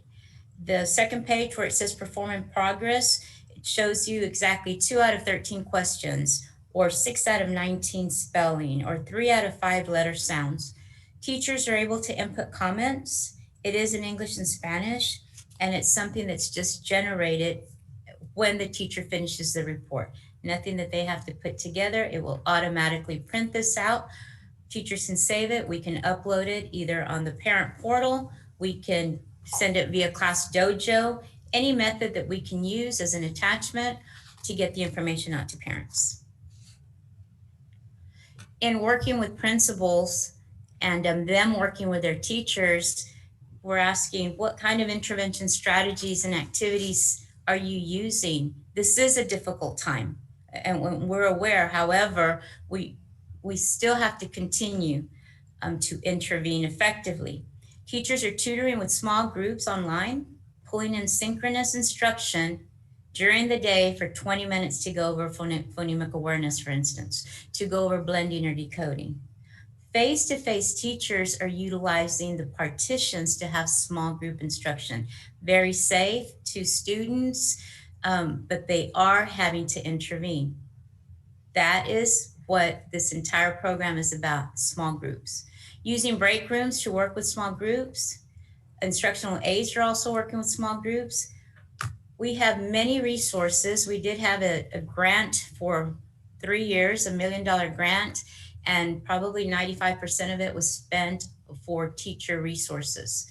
We have picture cards to build vocabularies, magnetic letters and the alphabet art to decode and blend words together. We have flashcards for letters and sounds. They're using tactile activities for letters and sounds. They're sharing intervention strategies with parents to practice at home. They're creating videos for decoding practice and blending for students to practice. And they're utilizing intervention kits that we made in 2019 for all teachers. These follow the Tpri components. So if it said that you were struggling with decoding, it was specific baggies, specific interventions that went into the baggie that the teacher would then, it'd be scripted and they would use with the students. We are still using those kits.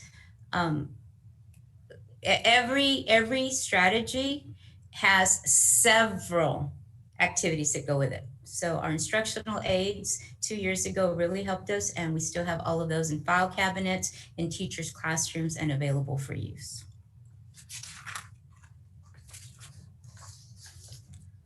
Mr. Mesa and board members, that concludes the presentation. However, it is a new assessment. You might have some questions.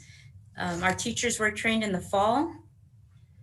And again, we're learning, but everybody's jumped on board. Everybody's using this assessment. The data is a lot clearer, and we're very happy that we've moved on from Tpri for kinder. Absolutely. I'll open up for board members' questions. I have one, Ida. Yes, sir. Actually, several. Well, this is the best reading inventory that I've seen. And just wondering about those 7 students that were not tested. Will they be tested eventually? I did check this morning, Mr. Mesa. They still haven't been able to locate them and schedule a time. But yes, the window is open. Yes, sir. Okay. And then Dr. Rios, I mentioned this before starting the meeting that Aldine ISD had a literacy camp on a Saturday. I think this would be wonderful once we group these students and if they're needing decoding skills, to have one group on that. And of course, you know, everything that can be done at an early stage, because I realized, you know, when I participated in the early childhood programs, the earlier intervention, for example, speech, in 2 years' time, they made so much progress.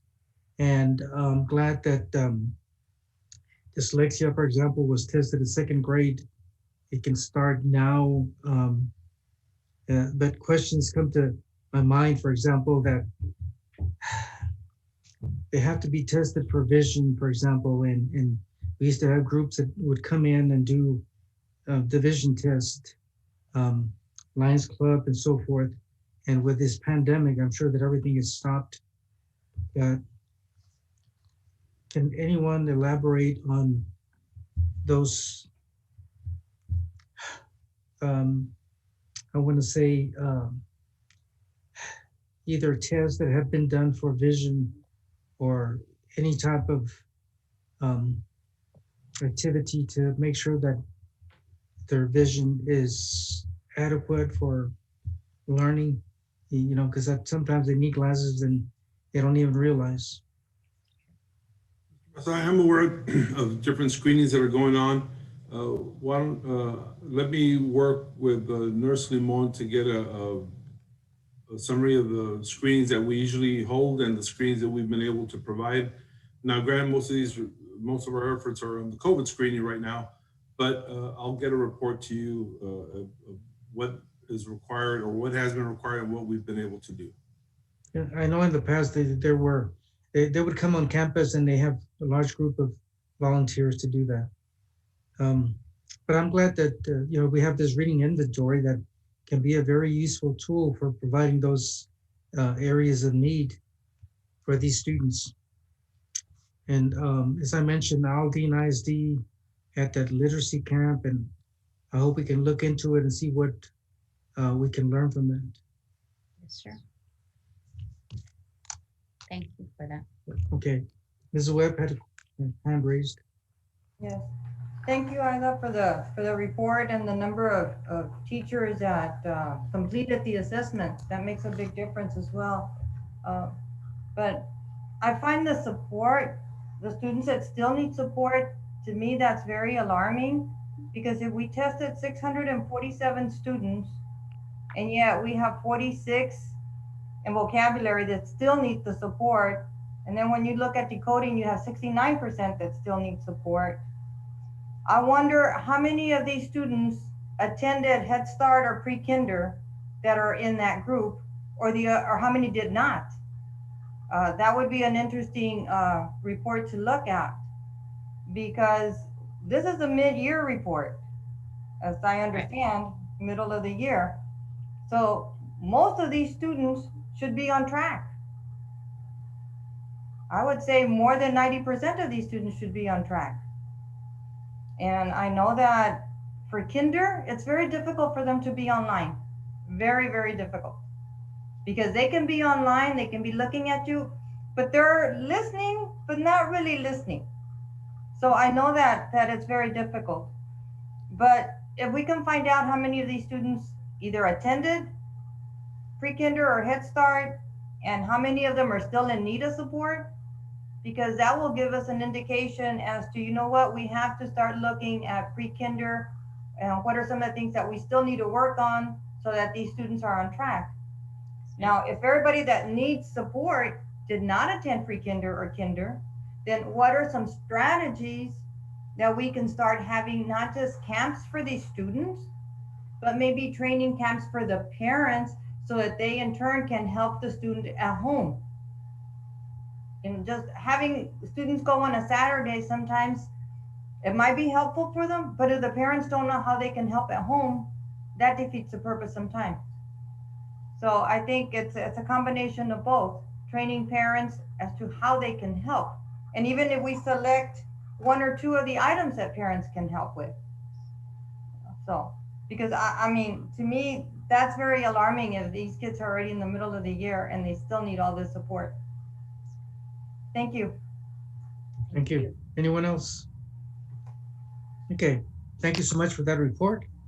We go on to the next item, which is 8E, requirement for students to take the STAR test in person. Items. Thank you, Mr. Mesa, Dr. Rios, and members of the board. The STAR and end of course testing. This is a presentation to provide an update as to what we've heard and the plan of action based on what we've heard thus far. On December 10th, TA did suspend the A through F accountability rating for the 2021 school year. the commissioner said that districts would still continue with the STAR and EOC for the spring of 2021. He said all assessments would be in person. He gave an extended window for the STAR EOC assessments for online only.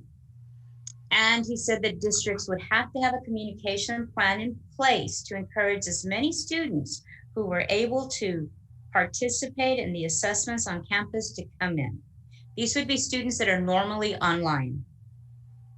On February 11th, a release came out. Somebody posted, the Houston Chronicle released an article indicating that Commissioner Mike Morath, TA Commissioner of Education, would not require students who had been learning online to participate in the spring STAR assessment. At this time, students would still be required to pass the end of course assessments for graduation. However, the only information that we have received is from the Houston Chronicle. The commissioner and TA has not released an official statement thus far. Therefore, we will continue with our plan. Students will be scheduled for in-person assessments. Students who are currently learning in a face-to-face setting would test on campus, in person, in their classroom, or in a classroom. Available classrooms would be used at a safe capacity on the approved testing date. Small groups would then be brought in for in-person testing.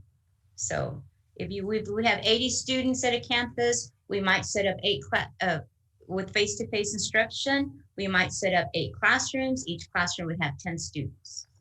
That's how we would address that portion. So what happens to the 65 and 70% of students who are online right now? Students currently learning in a remote learning environment would also test on campus, in person, in the computer labs. The available labs would be used at a safe capacity for online testing during the extended window. Small groups will be brought in on a scheduled extended window calendar, the days, for in-person online testing. Just like we've done with the TSI camps, like we've done with the CTE, hands-on activities that we need to have, students would follow the same safety protocols that we currently have in place. If you look here, you'll see that we have 4 bands of testing opportunities. We have April 2021 for STAR grades 3 through 8 and EOC. This is mostly the writing. It's the earliest assessments that we give. We will not have SSI 5th and 8th grade this year. In May, you're going to see STAR EOCs for secondary. And there's also an extended window. So while the test will be on one day, you see that there's about a 4-week extended window that I'll explain in just a moment for the online testers. Also in May, the following week, we have STAR grades 3 through 8, another month of extended window for the online students. And in June, we have the summer for EOC, the summer assessments, also with 2 to 3 weeks for the extended window. The next template actually shows what we've been working with the principals with. For instance, if I'm a freshman student and I'm taking Algebra 1, that is scheduled for May the 6th. So right there, you'll see May the 6th with 10, for instance, 10 little squares. We could accommodate 10 teachers and we can add to it. If they had 12 teachers, 14 teachers, but again, we have to plan very carefully because all the other teachers are teaching. It's not like we can just shut down the campus and use every teacher. So on May the 6th, the students who have been coming for face-to-face instruction at Del Rio Freshmen would be scheduled to take their Algebra 1 test.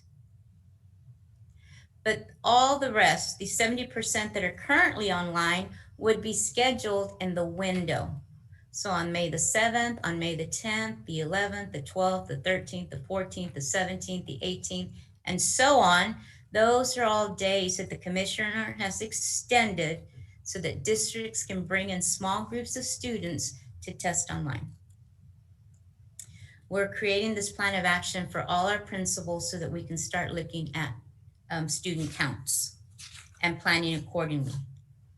TA has discussed a waiver. Actually, there is a waiver in place. If a district cannot assess all their students during a scheduled assessment dates and comply with local health protocols, the district can submit a waiver to require students who are not scheduled to test to learn remotely on those days. For instance, if we said all our kinder, first, and second are going to learn from home for these 4 days of assessments for third, fourth, and fifth, that's kind of the mindset.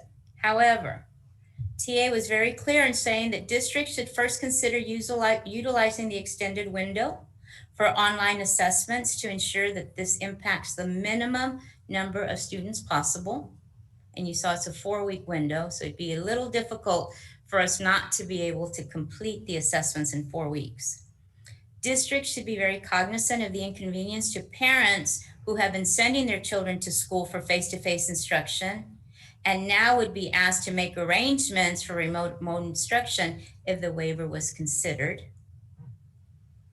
And finally, the waiver would require TA approval based on the plan of action that was created and submitted for bringing in students to test, and or more importantly, why would we not be able to get our students in? That's really what TA would be looking for in our plan when we submit a waiver. Is that we have too many students and 4 weeks is not enough, so forth. So that, I wanted to bring up the TA waiver when Dr. Rios mentioned it, because we know that there has been talk about that waiver. That is the update that we have thus far. I know that we're getting updates weekly, sometimes daily, but Mr. Overfelt, yes, sir. You have a question? Overfelt? Yeah, and I'm going to be that person. So TEA's already said that the STAR will not be used for accountability this year. We're not going to be graded on it or anything like that. There'll be no ABC F system that'll be assigned to that, because that's what TA said, correct? That is correct. Okay. The EOCs, end of course exams, because I'm getting these questions all the time from parents, particularly those parents who are online, or for the parents who have students who are completely online. For the EOC, do we know right off the top of our head the state statute that specifically says you have to take the EOC in order to graduate? That I can reference the Texas Education Code that goes in and says, in Texas, you have to pass an EOC even if you've made an A the entire year. Yes, sir. In order to do that, because the EOC, and you can tell me if I'm wrong, but does the EOC go in and count as a grade for a student ultimately towards their GPA? No, sir. It does not count towards their GPA, but it is in a state statute that they should pass an EOC or 5 EOCs in order to graduate. That is also recorded on the student's transcript. So it is a statute that they pass the EOCs. Obviously, there are graduation plans for students that have met some of the EOCs, but it is a statute. I'm not going to quote the statute off the top of my head, but I know that I have reviewed it, and it is a statute. Okay, so should pass or shall pass? Shall pass. Shall pass? Yeah, in other words, you can't pass go unless you pass the test.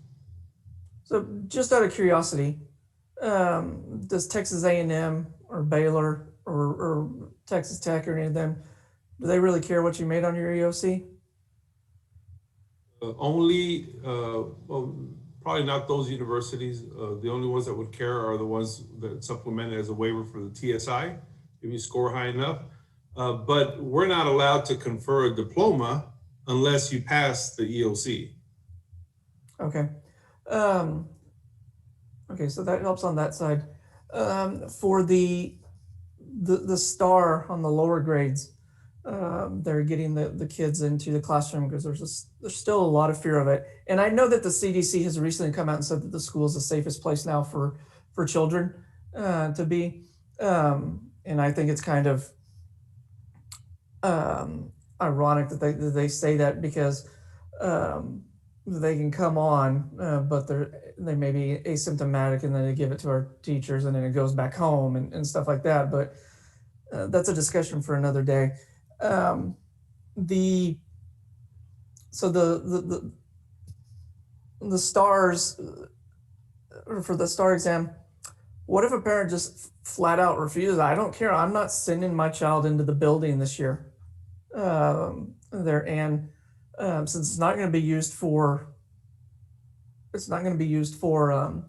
assessment, and really can't be used for pass fail in a sense. Also, are we looking at, are y'all putting together as administration putting something together as to how to deal with that? Because I know there's going to be a large group that even though by the time we do the late testing, yes, things might be a lot better, or they could be a lot worse, especially given what just happened this week with people sharing homes who had power and didn't have power, et cetera. Are we going to be prepared for those parents to say, I don't care, I'm not sending them in, and my child passed everything and thus should be promoted? The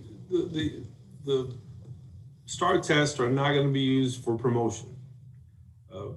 Now, we would hope that parents would want to have their children assessed so that there could be a determination of any interventions that are necessary. But at the end of the day, we're not going to force anybody to bring their students to school. We just hope that they cooperate with the schools, and that we can convince them that they're going to be socially distanced in the labs where they test.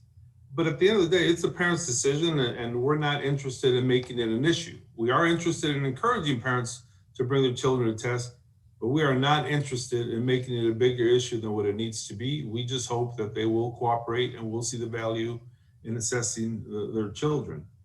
Unfortunately, this isn't like the tech skier where it can be done online. This one, they clearly indicated that they have to come face to face. But at the end of the day, if it's not an EOC, the parents don't have to send their kids to school, but we hope they do. Okay, I appreciate it, because I've been getting lots of those questions, and now I have further information to be able to give concerned parents. So thank you, Mr. Mesa. Thank you, Mr. Rufo. Anyone else? I just want to say the last update with Commissioner Morath, I heard the beginning, which is about maybe 5 minutes, and I lost connection. But in the past, there's been very heated discussions on the STAR test. And his explanation for that was that it's the only thing we have to gauge the learning that has been going on, either online or face-to-face. And that's the reason that he gives. But again, I lost connection at the last update, and do not know what has happened since. I wish I could give you better information, but he sticks with the STAR test in regard to gauging student learning, that's the only way that we can do it. With that being said, I don't see any other hands raised. Thank you for that report. We'll go on to the next item, 8F, New Ethnic Studies elective course for sophomores and seniors. Ida Gomez. Thank you, Mr. Mesa, board members, and Dr. Rios. The ethnic studies, this is a presentation we were asked to look into, and there were two different ethnic studies, and the first one is the Mexican American Studies. The general requirements are students would be awarded 1 credit for successful completion of this course. The course is recommended for students in grades 10 through 12, and this is an elective course. In this course, the students learn about the history and cultural contributions of Mexican Americans. They explore history and culture from the interdisciplinary perspective, and it emphasizes events in the 20th and 21st centuries. But students will also engage with prior events to the 20th century. This course was actually adopted by TEA effective July 1st, 2019. The second ethnic studies course is the African American Studies. The general requirements. Students shall be awarded 1 credit for successful completion of the course. This course is also recommended for students in grades 10 through 12. In this course, students learn about the history and cultural contributions of African Americans. It's designed to assist students in understanding issues and events from multiple perspectives. It develops an understanding of the historical roots of African American culture, especially as it pertains to social, economic, and political interactions within the broader context of U.S. history. It requires an analysis of important ideas, social and cultural values, beliefs and traditions, knowledge of past achievements, provides citizens of the 21st century with a broader context within which to address the many issues facing the United States. This course was actually adopted on August 1st of 2020, so just this school year. The provisions from Texas Education Code. Both the African American and the Mexican American Ethnic Studies courses are their actual social studies courses. It says social students, and that is a misprint. Social studies courses that can be offered as elective courses in addition to the required social studies courses. So both of these courses would be an elective. So what does that mean? It would mean that students would be required to replace another elective course to take this one, because it will not replace a required course. Or they would enroll during one of their off periods, possibly their senior year, when maybe they've completed everything and are interested, and they could use one of their off periods. As with any course that comes to the table, there's always the thought process of, are our students interested? Our recommendations for this is to survey the current sophomores and juniors to gather information on interest to take either of the courses. We would then calculate the number of sections needed depending on the student interest and identify qualified teachers. We would continue researching the textbooks that would be used for these courses. At this time, and I was working on it as late as this morning, the African American Studies, I did find 2 publishers where the TEKS are aligned. They have textbooks that are aligned to the TEKS already printed. One is through McGraw-Hill and one is through Houghton Mifflin. So that was a good start. However, for the Mexican American Studies, there is not an aligned TEKS publisher at this time. I have reached out to other districts as well, and they haven't found one either. Although one district did recommend that they're looking at a possible textbook of the Latino American experience, and that is through ABC Clio Publishing. We would utilize a textbook committee to make the final choices on textbooks. We would make a presentation to the school board with the findings. Of course, we would also have to develop the documents, the year at a glance, the scope and sequence, so that teachers would be able to follow the sequence for the courses. And that is the presentation on the information that we have been able to put together, Mr. Mesa and board, on the ethnic studies courses. Questions from board members? Mr. Orfeld? Really a question, but comments on there. I know I was one of the board members who asked to have this put on. I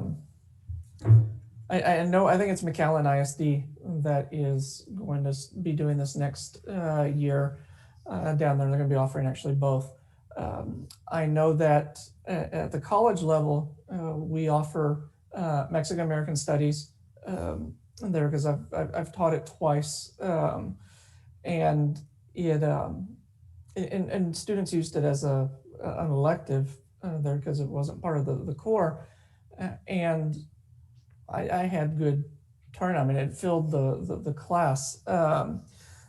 So I think it's important for us to seriously consider adding this, especially given where we live here along the U.S.-Mexican border.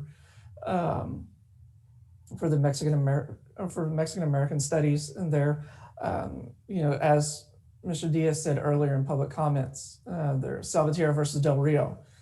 Just today in my Texas government class, I was talking about it and referencing it as a link to ultimately Brown versus the Board of Education in 1954, which we know brought about desegregation and subsequent rulings that a decade and a half later led to consolidation here in Del Rio of San Felipe ISD and Del Rio ISD. And I think given our history of what our area has experienced with not only a dual school system, but really a triple school system, because remember at one time we had 3 African-American only schools. They're Tarver and I'm sorry, I can't remember the other 2 names, but you had those. And Mr. Mess, I know in that book that we got, in which you have an article in there, I think it was, I can't remember the title of the book, but it was published, and it's got school board employees from all over. And I read it, and you reference in there about growing up across the street from one of the all-black schools before integration came down, and then ultimately consolidation. So from a history professor's perspective, I would love to see this in our school district. And I would hope that over time, more students would take it. I think the first year or 2, yeah, it'll be it'll be hard to get people into it, but once they start to realize it, especially if you get a really good instructor in either one, there's a lot to go in and know. And I know I'm focusing a lot on the Mexican American side of it. But yeah, how many of our students can tell us who Dolores Huerta was, and Corky Gonzalez, and Luis Tijerina, and Cesar Chavez, and what role they played. And then on the African American side, because you've got 400 plus years of African American history in the United States, and what ultimately becomes the United States.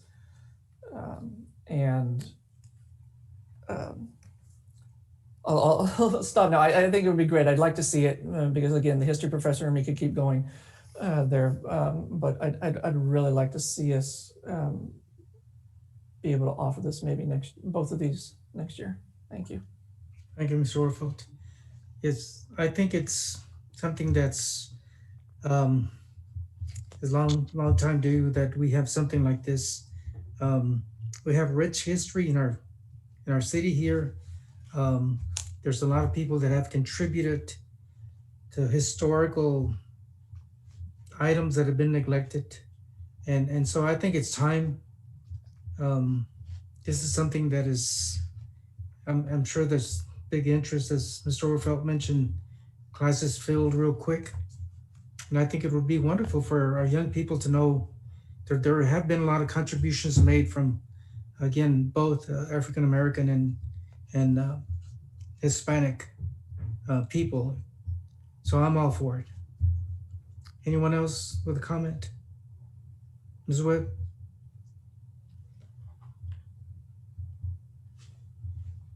You're muted.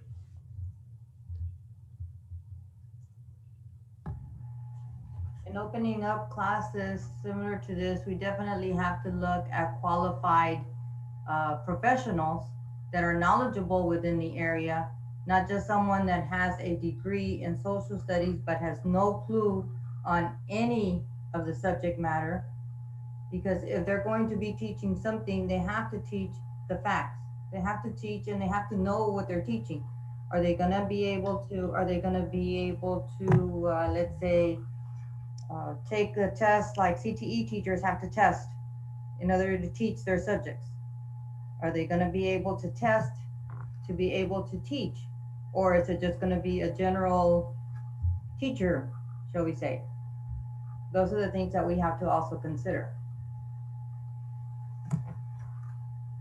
Thank you, Ms. Wood. Anyone else? Again, I just want to mention that school is at the corner of Pierce and Ware.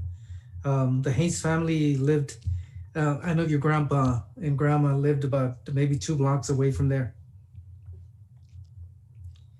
Well, thank you for that report. Again, very interesting, and we'll see what happens in the future here, hopefully. Yes, thank you.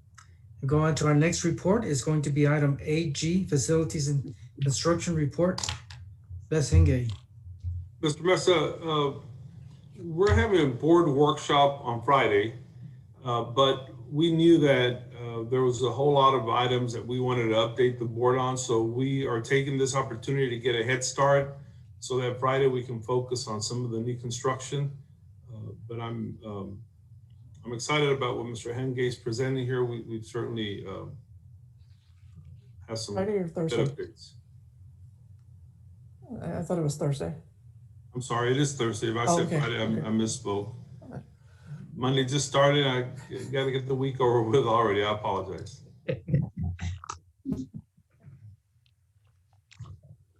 Good evening, President Mesa, Dr. Rios, members of the board. Tonight's presentation will go through some of the projects that our maintenance and technology department have both been working on. Next slide there, please. Okay. Some of the projects that we'll be looking at or updating the board on tonight in the community is Cody Wardlaw Gym.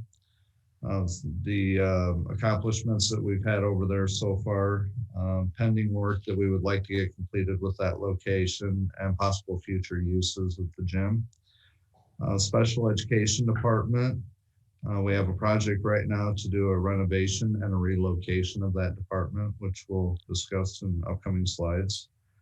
Also the Technology Department, a relocation that we're going to be doing there.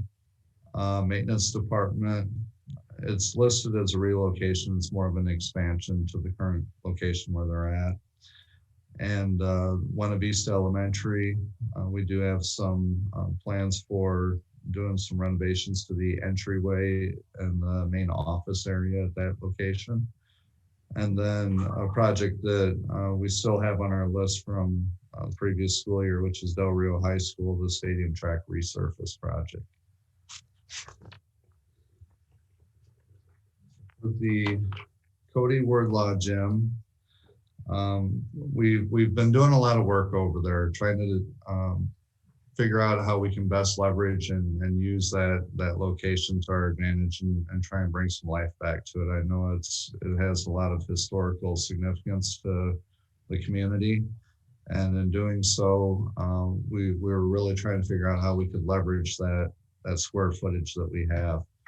One issue that we have had is the file storage for the district, as well as additional storage for the Student Performance Center here. Working very closely with, of course, direction from Dr. Rios and our technology team and maintenance department, we were able to renovate a couple rooms to the front of the building to include storage for human resources. So now all of their files are actually located here. In the past, they were located at Sam Houston. It required them to travel every time they needed to access files. So now we're getting more efficient. It's right at the back door for them. There's also a storage area in there for Education Foundation. Again, historically they've gotten together, had meetings, things like that. Now it's just convenient to be able to have additional storage for that program that takes place with that committee that works very closely with the district. And then ultimately our district file storage that was located at the building behind Church's Chicken off Veterans. We've recently relocated all those files over here. In order to be able to make that happen, we had to secure some broken windows. We had to put some heating and air conditioning or upgrade the units that were in there to be able to give it a climate controlled environment. Also making sure that we didn't disturb too much of the footprint of the historical building itself. So what we ended up doing was the Education Foundation storage is located behind, I guess you'd call it almost like the cafeteria line area. The human resources storage, that's in the old weight room. So again, we didn't have a large budget to work with. The amount of investment that we've made so far is listed at $35,309. So we wanted to make sure that the building did not deteriorate any longer by not being used, and what could we do as a bare minimal to get this thing up and actually use it to our advantage. At this point, our technology department has included internet access over at the Cody Wardlaw Gym. They actually did an expansion off of the SPC building to provide that, so there's no additional monthly cost for the internet for that building. We've installed some surveillance cameras throughout the building in key areas. We've also expanded our keyless entry system to areas where we have secured files. So anytime someone would swipe with their badge, there's a electronic footprint of that. So we know who came and went, what time, or at least which card it was associated with. We've done some minor interior and exterior painting, and we've also made some enhancements or changes to the fire alarm system. So in the event papers catch on fire, whatever the reason be, we're notified as soon as possible. Right now, we're not staffing. We don't have any staff that works out of this building on a regular basis. So it's primarily storage at this point. We'll see what the future holds for it. The next slide here, we did have 2 trophy cases that were original to the building. So we did allocate our carpenters over in maintenance to go through and refurbish those. They sanded them down, restained them, replaced broken glass. There's an example of what one of them looks like now. They even went so far as to paint the hinges on the doors. So they really made this a project that they were proud of. And I think the trophy cases just turned out wonderful. Some other things that we would like to do as far as pending scope of the project is we're currently working on replacing the fence out in front of the building. There was a chain link fence that has been falling down for an extended period of time. We're replacing that with like a wrought iron type fence to secure it, plus give the front of the building a nice upgraded look, which that fence is being assembled and put together through our maintenance departments, our welding team that's been working on that. Renovations to the restrooms. At this point, we've not done anything with the restrooms. It's a storage type facility right now, but in the future, we will want to make some investments in some really nice restrooms in there, taking what's there, upgrading it, making sure that, you know, the building will support any type of functions that we want to do in the future. We would also look at upgrading the gym lighting.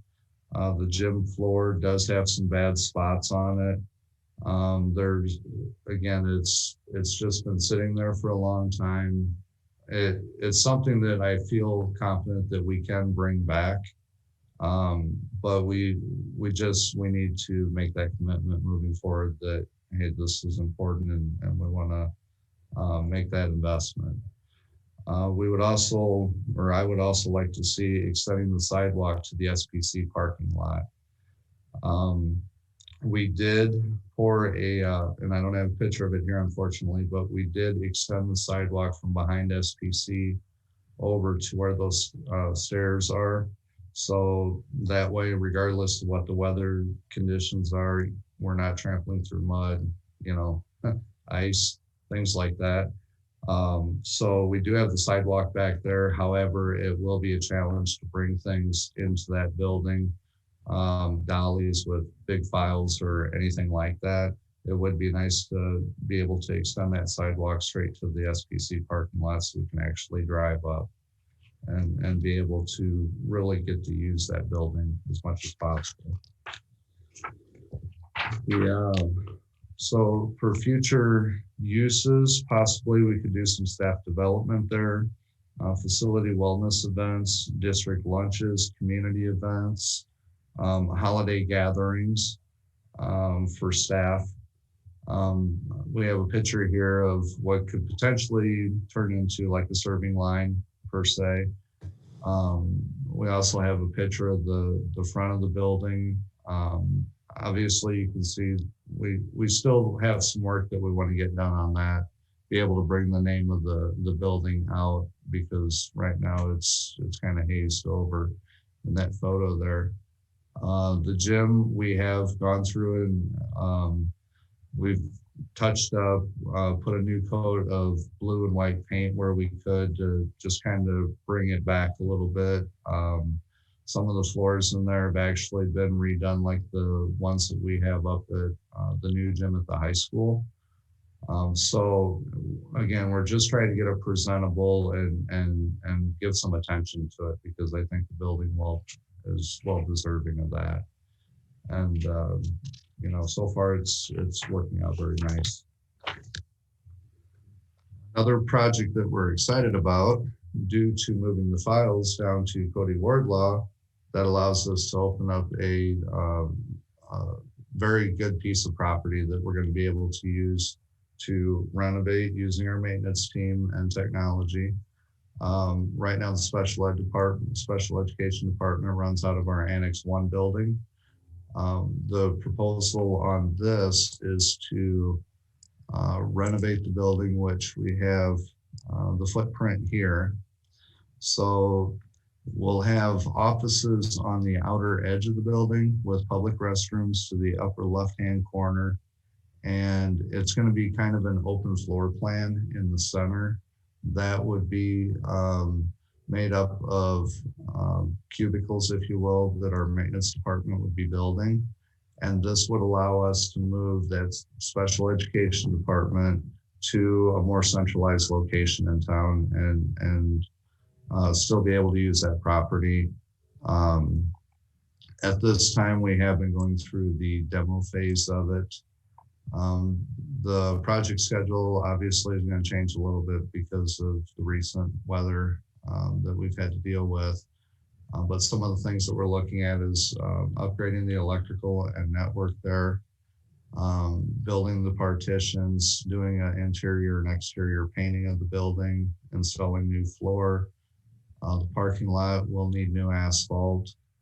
And the fire alarm components that we had in that building, we relocated to Cody Wardlaw and refurbished those to be able to get those up and going. So before we move special education into this location, we would install a brand new fire alarm system, because we will be having staff here. So we felt that made the most sense as far as the investment of where the new fire alarm was going to go. The allocated budget on this project right now is $99,000. And once we move the special ed building or special education department to that location, then technology will be relocated back to the Raymond Haynes building, and also known as Annex 1. This floor plan here shows the footprint that technology will be able to consume. This gets them to on the north side of town, puts them back in the same building, all under one roof, right there with the data center. A lot of the work that that department's going to be doing over the next few years is going to be more on the north side of town. Plus, we also need to make room for the maintenance department. And there is going to be no cost associated with this. This will just be a straight move, no renovations. And then the next slide for the maintenance department, they're currently located at Austin campus. They'll remain at Austin campus. However, they will be consuming the square footage that currently is outlined as technology. Maintenance is going to accumulate all of that. Right now, we've done our best to run both of those support departments out of this one location, but it has been an issue as far as parking goes. Right now, both departments park all the way around the perimeter, and we're still 2 and sometimes 3 vehicles deep inside the campus. So this has been needed for a while. As we depend more on our maintenance department, that requires more equipment, it requires more storage and inventory. So this one move for special education just gives us the domino effect. Again, there will be no cost for this as well. The work's already been done where technology is currently housed. Next slide. For the upcoming summer, we are looking at making changes to Buena Vista Elementary at the entryway and main office renovation. This is the plan that we're in the process of submitting to the city for plan review. It really starts when you first walk into Buena Vista. We needed to rearrange that reception area in a way to where when parents come in, they have a place to sit that's inviting. Also a restroom that they can access easily if needed.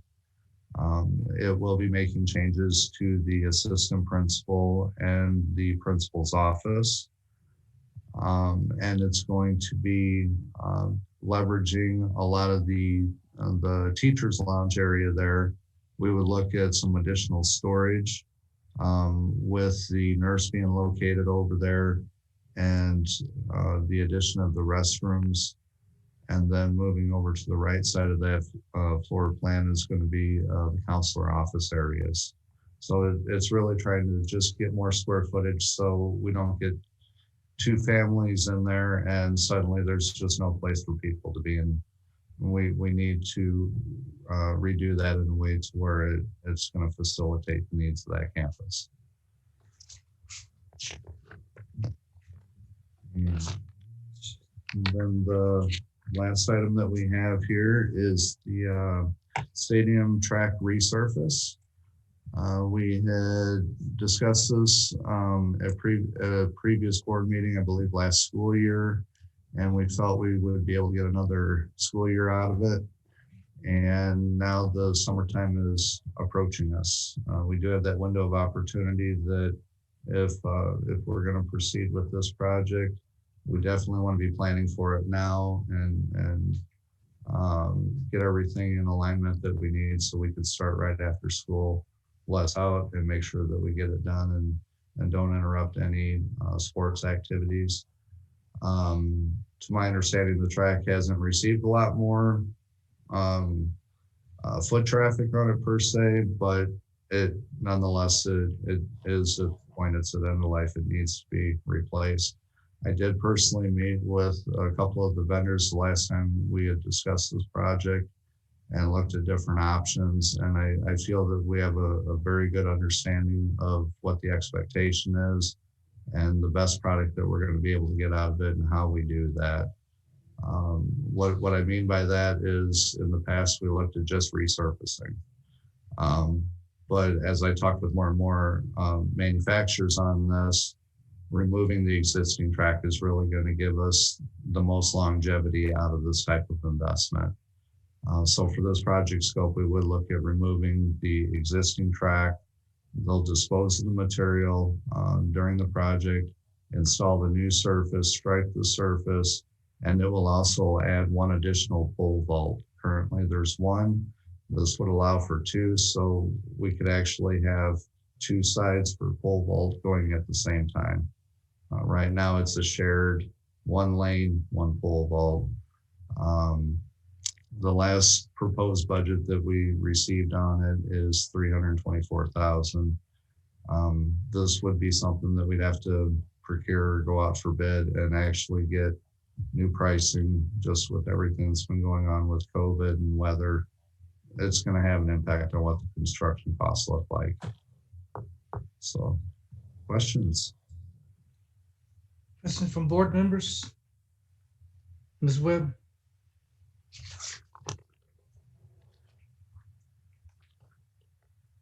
I noticed that in Buena Vista, the principal's office will be where the old lounge used to be. And the lounge will now be where the old library used to be. But in the cafeteria, are we still keeping the stage in there? I noticed that it's not in there. Yes, ma'am. We're not touching the stage at all. It stays there.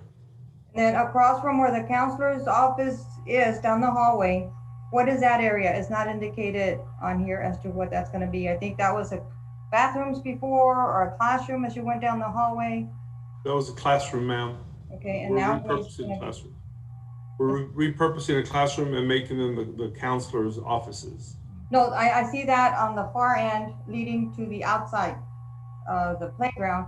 But across from the counselor, there's another section right there that's not indicating what it is. Yeah, that's right across from the counselor, where the future counselor's offices are just existing restrooms, and they'll stay existing restrooms. Okay. And down the hallway, it's just more classrooms. Okay. Now, all of these projects, that does not take any funds from what was already allocated for the renovation of Cardwell, does it? No, ma'am. This is just our own people doing the repairs. As a matter of fact, I don't think that, with the exception of the track, of the high school track, most of that is work from our individual maintenance department. Anyone else? Liz, the special ed department, will they be going to the old cosmetology building? Yes, sir. Okay. Just wanted to make sure. Anyone else? No, we're done with that report. Thank you so much. Thank you. I have one other report, and then I'll ask for a break. Term 3 attendance, item H, attendance and discipline report. Michelle Smith. Mr. Mesa, like always, we have the report here queued up, ready to present. Michelle can definitely go through it, or if you have specific questions, it is in the package. What would you like for us to do?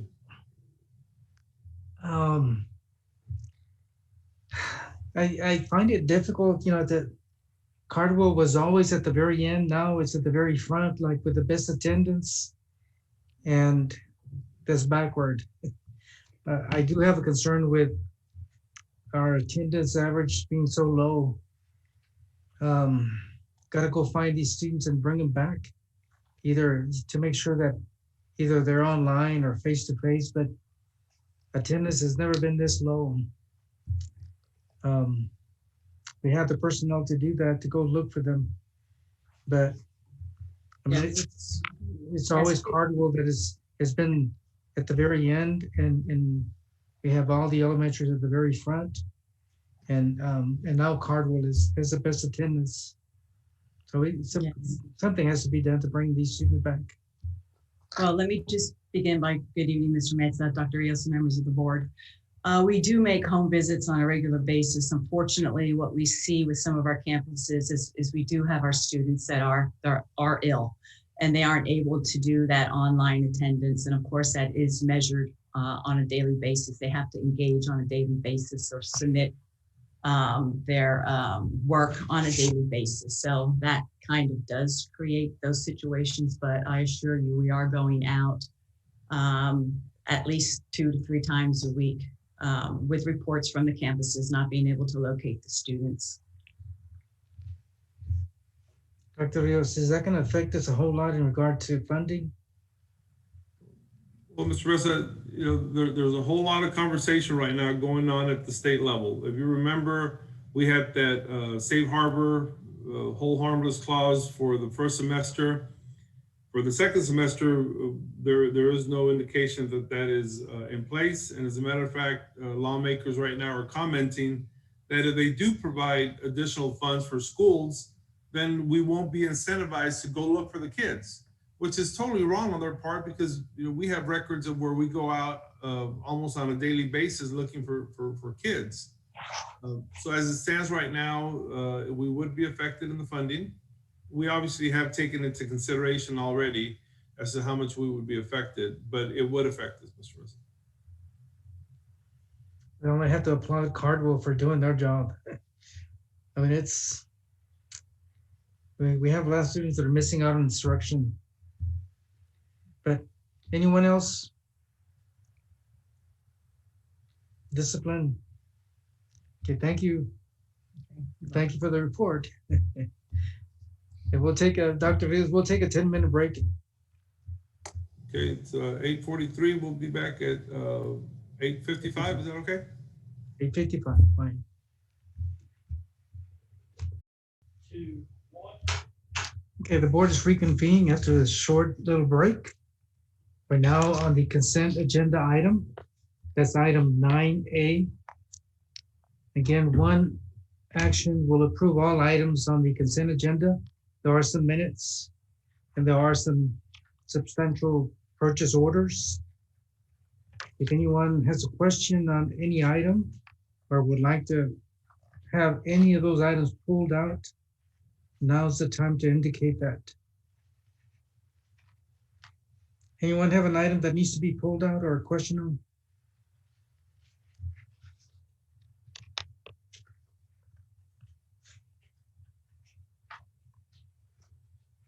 Just want to mention that all the donations, again, we're grateful for individuals or organizations making donations. They will be posted on our website. And again, we're grateful for individuals and organizations to contribute to our programs throughout the district. Thank you. They will be posted on the website.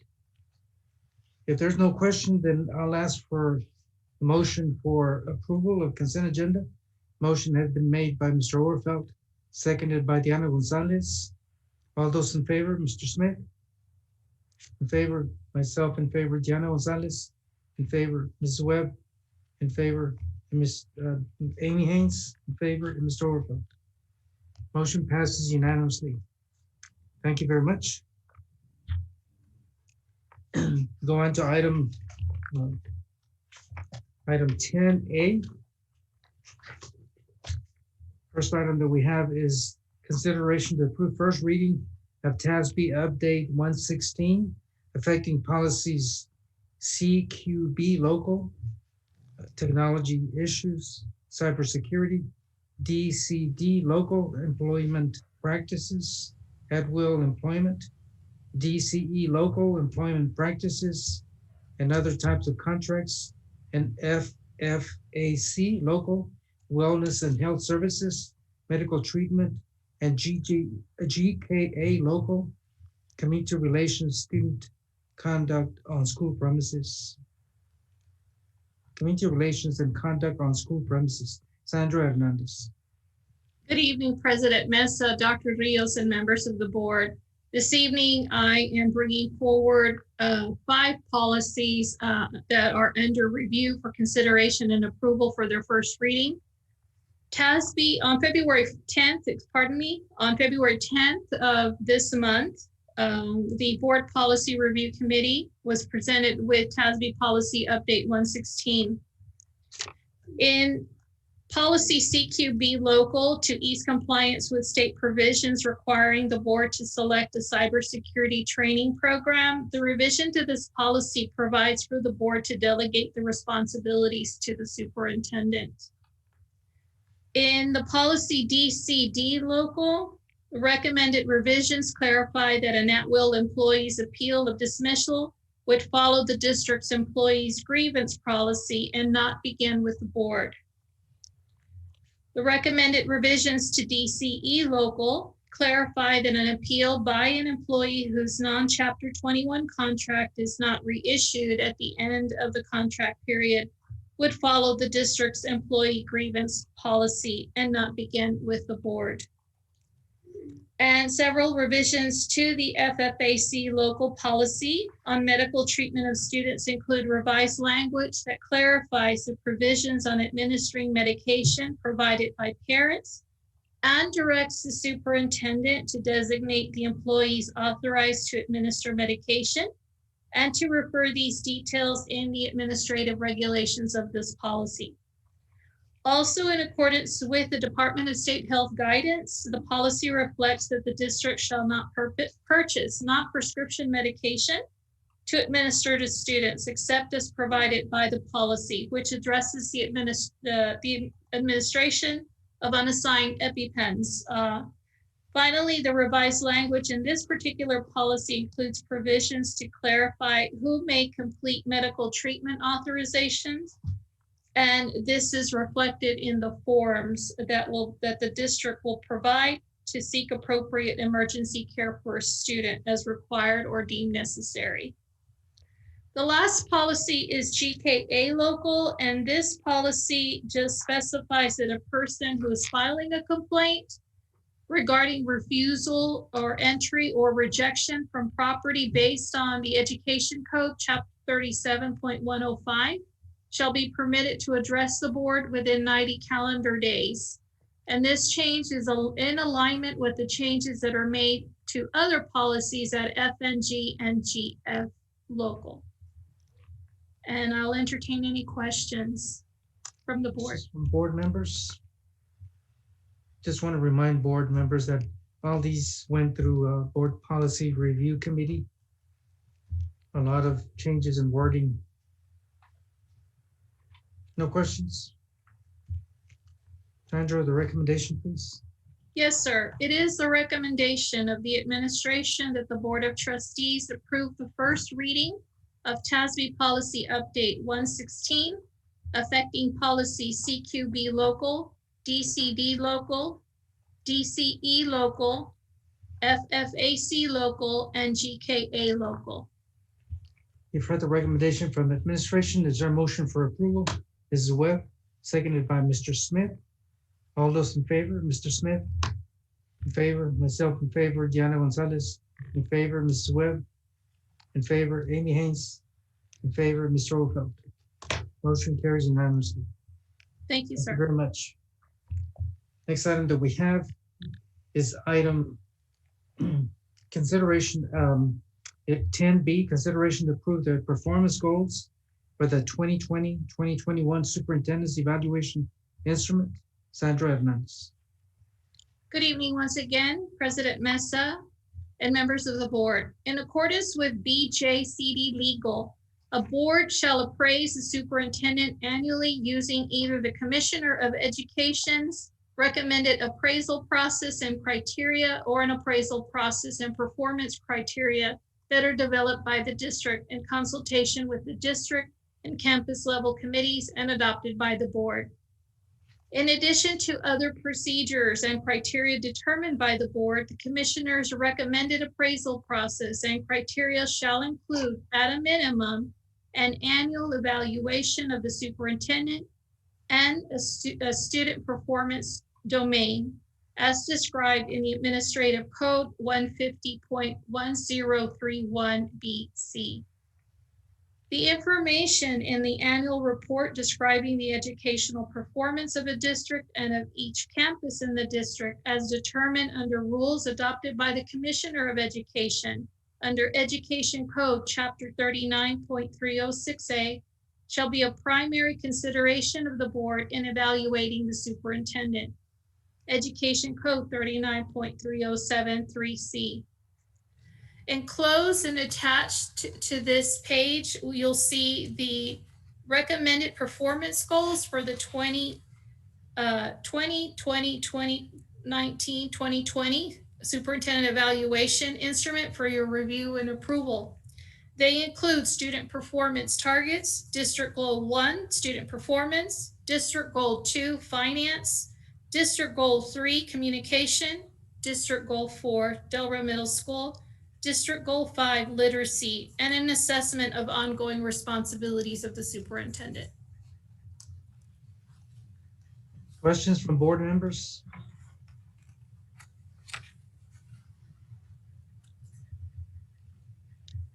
I just want to remind the board that there's so many items there. And I just had a question on one. We're trying to minimize the vacant buildings. And so I know in the past, we've tried to sell some of these buildings with, again, no one taking the option of purchasing. But Dr. Rios, has there been any interest at all? No, Mr. Mesa, just the opposite. Obviously, there is interest in buildings that are standing, for example, the old cosmetology building, but that one is just in prime location for the district to use. But the buildings like Old Travis or Elementary, those buildings keep deteriorating. Even Garfield Elementary is the ceiling is completely deteriorated, and we expect that it's going to cave in soon. So we would probably be talking to the board about considering either A, demolishing some of the buildings because they're not going to be they're going to be a hazard. B, donating the property. See if the county or the city wants to make a park out of it. Because those buildings are losing value very quickly, and the district doesn't have use for those buildings right now, certainly not the way they are. We have, again, maximized the use of the buildings that are working. So for example, the maintenance department where they are right now, the cosmetology, the Code of War Law, those are strong buildings that we think we can continue to save. But the other ones, they're just the opposite. They're getting worse. There can't possibly be any interest other than the actual property. Well, again, just to make sure we address that, whatever can be done. I know that there are some buildings that, like Sam Houston, for example, that, and Travis as well, because Travis is in an area where it floods. Garfield is the same way. I don't know what else can be done, but at least try to minimize the number of vacant buildings that we have. Mr. Mesa, we have talked about the option of demolishing some of the buildings. And I know that it could be a sensitive issue because of maybe emotional or historical value. But again, at this time with the insurance, it's costing us more money to keep at least those 3 buildings up.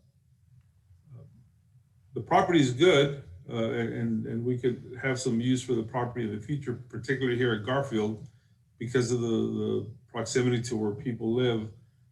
But other buildings we won't. So at a minimum, we'll bring a cost for demolishing. So at least we don't pay insurance on buildings and maintain what security we have there. So would it be possible at all to trade something with the either city or county that would be convenient for us? I know that at one time, there was a commissioner who was interested in Travis, for example. Juan Carlos Vasquez asked about Travis. We'll explore that option with the different taxing entities. Okay. Anyone else? If not, could you read the recommendation, please? Yes, sir. It is the recommendation that the Board of Trustees approve the performance goals for the 2020-2021 Superintendent's Evaluation Instrument as presented. You've heard the recommendation from administration. There's a motion from Diana Gonzalez. Is there a second to the motion? Amy Haynes. All those in favor, please indicate by raising your right hand. Motion carries. Ken Smith, I'm sorry. Ken Smith, yes. Myself, yes. Diana Gonzalez, yes. Ms. Webb, yes. Amy Haynes, yes. And Mr. Ogo. Motion carries unanimously. Thank you, sir. Thank you. Item 10C, consideration to approve the 2020-2021 San Felipe Duro CISD Safety and Security Committee Sandra Hernandez. Yes, sir. In accordance with the Texas Education Code, Chapter 37-109, which was amended by Senate Bill 11, each school district must establish a school safety and security committee. By law, the committee must operate in accordance with the guidelines established by the Texas School Safety Center. Membership of the Safety and Security Committee must include the school board president, at minimum one member of the board, the superintendent, one or more designees of the superintendent of whom is a classroom teacher, one or more representatives of the district's police department, one or more representatives of the local police department or sheriff's office, one or more members of the city county emergency management team, 2 representative parents of students enrolled in the school district, and 1 or more community representatives. To meet the statutory requirements, the administration is honored to recommend the following individuals to serve on this committee. Mr. Raymond P. Mesa, Board President, Mrs. Linda Guanajuato Webb, Board Member, Mr. Joshua Overfelt, Board Member, Dr. Carlos Rios, Superintendent, Mr. Lupe Costilla, District's Police Department Representative, Interim Chief of Police, Mr. Joe Frank Martinez, Sheriff, Valverde County, Mr. Fernando Perez, DPS Emergency Management, Mr. Emilio Galindo, Del Rio PD Representative, Mr. Rudy Ortiz, Director of Security at Valverde Regional Medical Center, Community Representative, Mr. Rolando Trevino, Classroom Teacher, Del Rio High School, Mr. Roy Dominguez, Classroom Teacher, San Felipe Memorial Middle School, Mrs. Melina Gonzalez Fernandez, Parent Representative, and Mr. David Garcia, Parent Representative. Thank you, Sandra. Questions from board members? Hearing none, the recommendation, please. Yes, sir. It is the recommendation of the administration that the Board of Trustees approve the persons as discussed to serve on the 2020-2021 San Felipe Del Rio CISD Safety and Security Committee. You've heard the recommendation. Is there a motion for approval? Mr. Smith, second by Diana Gonzalez. All those in favor, Mr. Smith? In favor, myself in favor, Diana Gonzalez in favor, Mrs. Webb in favor, Amy Haynes in favor, and Mr. Overflow in favor. Motion carries unanimously. Go on to item 10D. Consideration to approve the 2020-2021 San Felipe Del CISD School Health Advisory Committee, SHAC. Sandra Hernandez. Yes, sir. In accordance with the Texas Education Code 28.004A and Board Policy BDF Legal, the board must establish a local school health advisory council, SHAC, to assist the district in ensuring that local community values are reflected in the district's health education instruction. The board shall appoint 5 members to the SHAC. A majority of these members must be persons who are parents of students enrolled in the district and who are not employed by the district. One of those members shall serve as a chair or co-chair of the SHAC committee. To meet the statutory requirements, the administration is honored to recommend the following individuals to serve on this committee. Mrs. Claudia Lopez, parent. Mrs. Esmeralda Esvi Mesa, parent. Mrs. Sarah Howard, parent. Mrs. Liberty Valdez, parent. Mrs. Melina Gonzalez Fernandez, parent. Ms. Melissa Padilla Limon, San Felipe Del Rio CISD's Health Services Coordinator. Ms. Nidia Fernandez Contreras, San Felipe DR CISD Lead Teacher PE Department. And Mr. Thomas Stone, San Felipe Del Rio CISD Food Service Director. The SHAC committee will be facilitated by the Administrative Director and the Chief Financial Officer.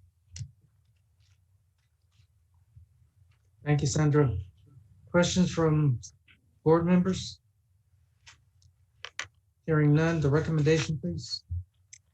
Yes, sir. It is the recommendation of the administration that the Board of Trustees approve the persons listed above to serve on the School Health Advisory Council. Heard the recommendation. Is there a motion for approval? Mr. Smith, seconded by Amy Haynes. All those in favor, Mr. Smith? In favor, myself in favor, Diana Gonzalez in favor, Ms. Webb in favor, Amy Haynes in favor, Mr. Orfeld in favor. Motion carries unanimously. 6 votes. Thank you so much and have a great evening. Thank you. Next item we have is 10E. Consideration to approve board resolution of San Felipe Duro CISD regarding emergency school closure on February 15th through the 19th, 2021. Dr. Rios.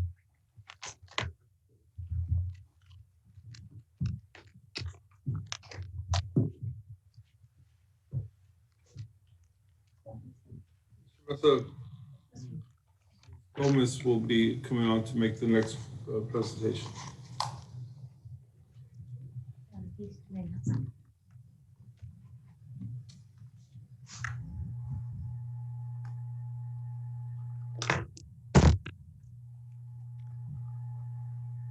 Dr. Rose, I believe there's a resolution before the presentation. Oh, I'm sorry, I'm operating off of the old agenda. I apologize. Yes, sir. I now have the regular agenda. I was wondering why you mentioned my name, Mr. Mesa. I apologize. Yes, sir. Mr. Mesa, members of the board, during this past week, our professional employees, a lot of them work from home as we were trying to continue with instruction and the operations of the district what needed to be operated, but our hourly employees were not able to work. As such, we revisited a previous resolution that had been approved by the board for bad weather days, which in effect the board would then authorize that we pay the wages of those employees during the past week. I reached out to our general counsel, shared with them the resolution that had previously been approved by the board with the changes for the current dates. And they were in agreement that that is what most districts were doing during the time. So therefore, we would like to do the same. Or recommend that the board approve the resolution so that we may pay those employees during school closure time. Questions from board members?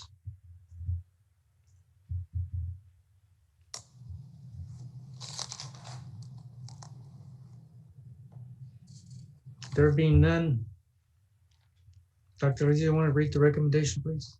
Yes, sir. I'll read the recommendation here. Give me 1 second.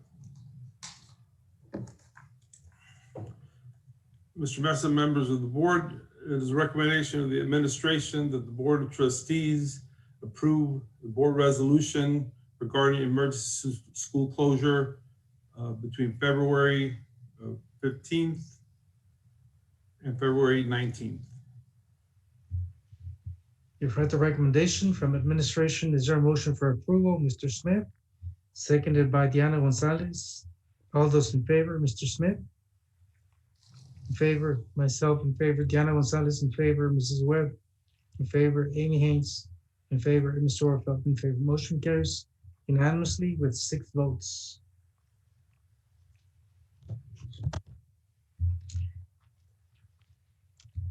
Next item we have is curriculum instruction. Item 11A, consideration to approve a new career in technical education CTE dual credit course offered at Del Rio High School for the 2021-2022 school year. Ida Gomez. Thank you, President Mesa, Dr. Rios, and members of the board. CTE administration is requesting to expand dual credit opportunities for students to enroll in Advanced Business Information Management, BIM 2 courses. The BIM 2 course would be a 12th through 10th through 12th grade level. Students enroll in BIM 2 dual credit would be able to earn 6 hours of college credit through Southwest Texas Junior College. The course GPA would be 6 points, similar to other dual credit classes. The fall term would be 2301 word processing, and the spring term would be 1349 spreadsheets. This course is designed to teach advanced computer skills in word processing, Excel, spreadsheets, and PowerPoint presentation, as well as special units in Access and Outlook. Students will also have the opportunity to earn Microsoft Office Specialist, MOS, certifications in each of these software programs. MOS certifications give students a commanding competitive edge in today's academic and professional environment. Students can also achieve higher credential level as an expert in both Word and Excel. Are there any questions? Questions from board members? You have all that information in your packet. There being no questions, is there a recommendation? Yes, sir. It is the recommendation of the administration that the Board of Trustees approve the new business dual credit course available to Del Rio High School students as presented. If you have the recommendation, is there a motion for approval? Motion made by Amy Haynes, seconded by Ken Smith. All those in favor, Mr. Smith? In favor, myself in favor, Diana Gonzalez. In favor, Mrs. Webb. In favor, Amy Haynes. In favor, Mr. Overfeld. In favor. Motion carries unanimously. Next item we have is item 11B, consideration to approve a new career and technical education CTE course offered at San Felipe Memorial Middle School for the 2021-2022 school year. Items. President Mesa, Dr. Rios, and members of the board.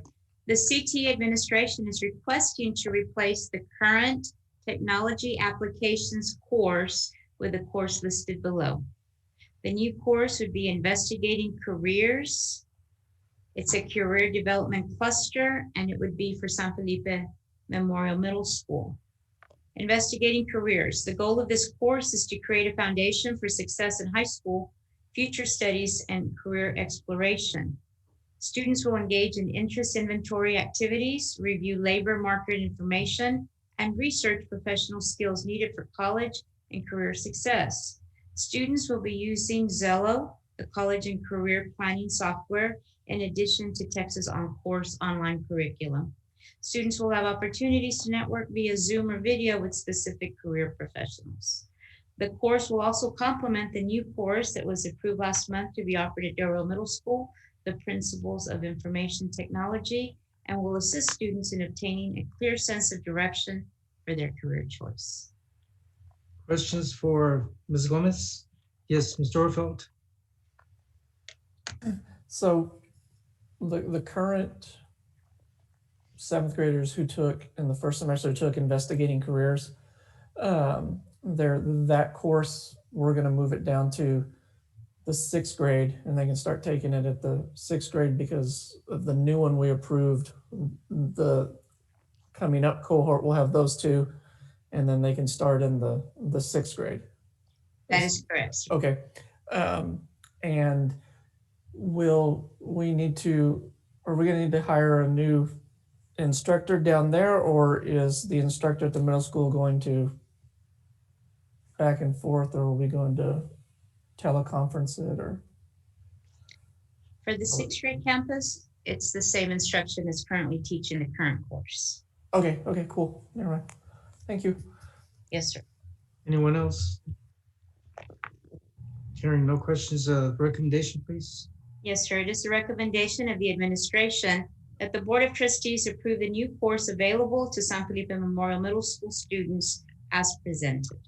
Thank you. You've heard the recommendation. Is there a motion for approval? Mrs. Webb, seconded by Diana Gonzalez.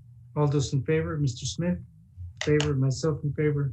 Diana Gonzalez, in favor, Mrs. Webb, in favor, Amy Haynes, in favor, Mr. Orfeld, in favor. Motion carries unanimously. Thank you. Item 12, technology and operations. 12A, consideration to take possible action to approve the surety settlement agreement for Del Rio Freshman Restroom Renovation Project. Les Henge. I'll be presenting this item, Mr. Mesa. Mr. Mesa, members of the board, since June of 2020, the school district have been working with Sun City Construction Company for the renovation of the freshman restrooms. Unfortunately, it was one delay after the other. Deadlines were not being met. And then it became very apparent that the workmanship was well below standards. After going around with the contractor for months, we made the decision to terminate the contract and ask for the bonding company, which is referred as a surety company, to make the district whole on the project. The bonding company sent investigators to look at the workmanship, and they sided with the school district. And as such, they agreed to refund the school district 100% of the funds that had been paid to the contractor. In effect, they will refund us $244,928.20. All that is needed is for the board to approve the settlement. It's been reviewed by our general counsel. Then we will complete the repairs to the first set of restrooms that they worked on ourselves, or contract them out for repairs and rebid all of the remaining restrooms at the freshman project, at the freshman campus. This does reimburse the district 100% of all monies that we pay to Sun City. We appreciate our general counsel and the bonding company doing a thorough investigation and awarding us 100% of the expended funds. Questions from board members? Mr. Smith?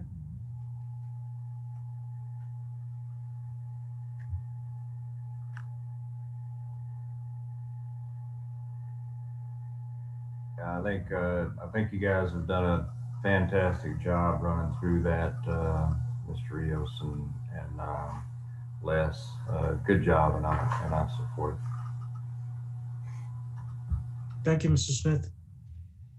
Dr. Rios, would it be, I guess, true to say that we will receive 100% of those funds that are paid in? Yes, sir.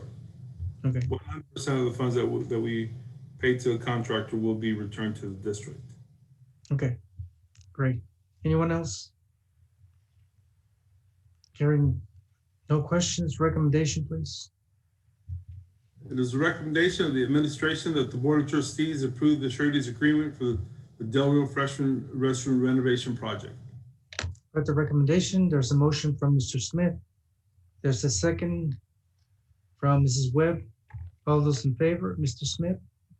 In favor, myself in favor, Diana Gonzalez in favor, Mrs. Webb in favor, Amy Haynes in favor, Mr. Orfeld in favor. Motion carries unanimously. Thank you very much, Mr. Hanger. Thank you. Next item we have, there's no items under 13, Business and Finance. We have item 14, Human Resources, item 14A, discussion and possible action to approve employee job descriptions and evaluation forms for Transportation Department Route Coordinator. Ede Garcia. Yes, good evening again, President Mesa, Dr. Rios, and members of the board. In your board packet, you'll find an updated job description for the position of route coordinator. This position is being updated to indicate a lot of these qualifications or job descriptions to encompass more working with a computer software. Mostly, if you can see, they all here talk about electronic mileage or to include electronic logbook. Both of the ladies that are in this position do have the skills to be able to operate this new program that will be purchased. But we want to make sure and update the job description to match the new responsibility. Are there any questions for this? Questions from board members?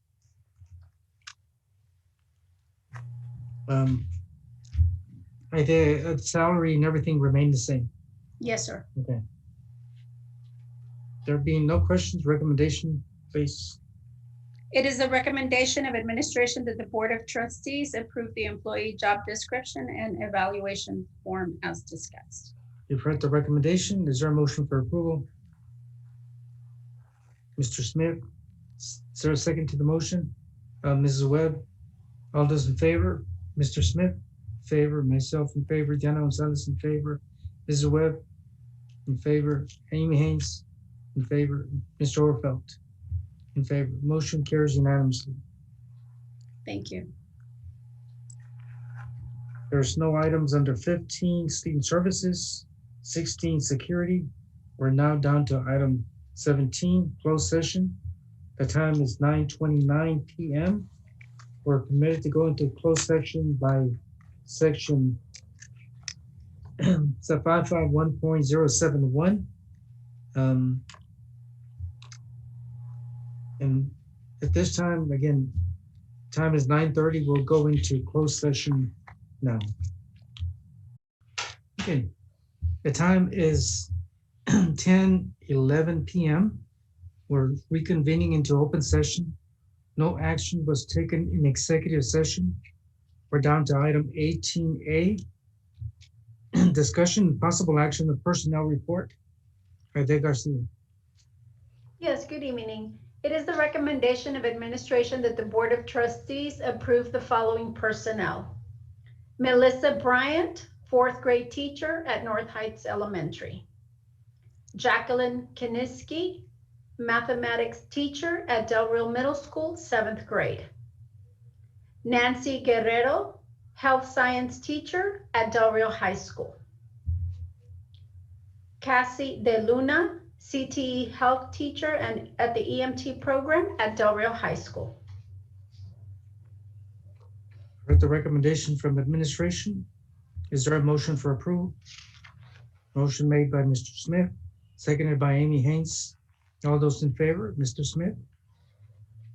Motion carries. Myself, Diana Gonzalez, Ms. Webb, yes.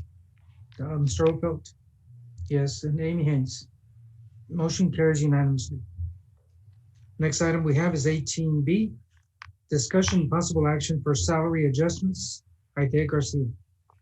Yes, sir. It is the recommendation of the administration that the Board of Trustees approve the salary adjustments as discussed in closed session. The recommendation, is there a motion for approval? Motion made by Amy Haynes, seconded by Mr. Ken Smith. All those in favor, Mr. Smith, in favor, myself in favor, Diana Gonzalez in favor, Mrs. Webb in favor, Mr. Orfeld in favor, Amy Haynes in favor. Motion carries unanimously. Next item we have is 18C, consideration to approve the position of registered nurse at North Heights Elementary School. Ide Garcia. It is the recommendation of administration that the Board of Trustees approve Clara Gurley as registered nurse for North Heights Elementary. Heard the recommendation from administration. Is there a motion for approval? Motion made by Mr. Smith. Is there a second to the motion? Mrs. Webb, all those in favor, Mr. Smith? In favor, myself in favor, Diana Gonzalez in favor, Mrs. Webb in favor, Mr. Orfeld in favor, Amy Haynes in favor. Motion carries unanimously. Thank you. There being no other items on the agenda, is there a motion for adjournment? Motion made by Amy, seconded by Mr. Smith. All those in favor, Mr. Smith in favor, myself in favor, Diana Gonzalez in favor, Mrs. Webb in favor, Amy Haynes in favor, Mr. Orfeld in favor. We're adjourned. Thank you. Good night. Again, thank you, board members.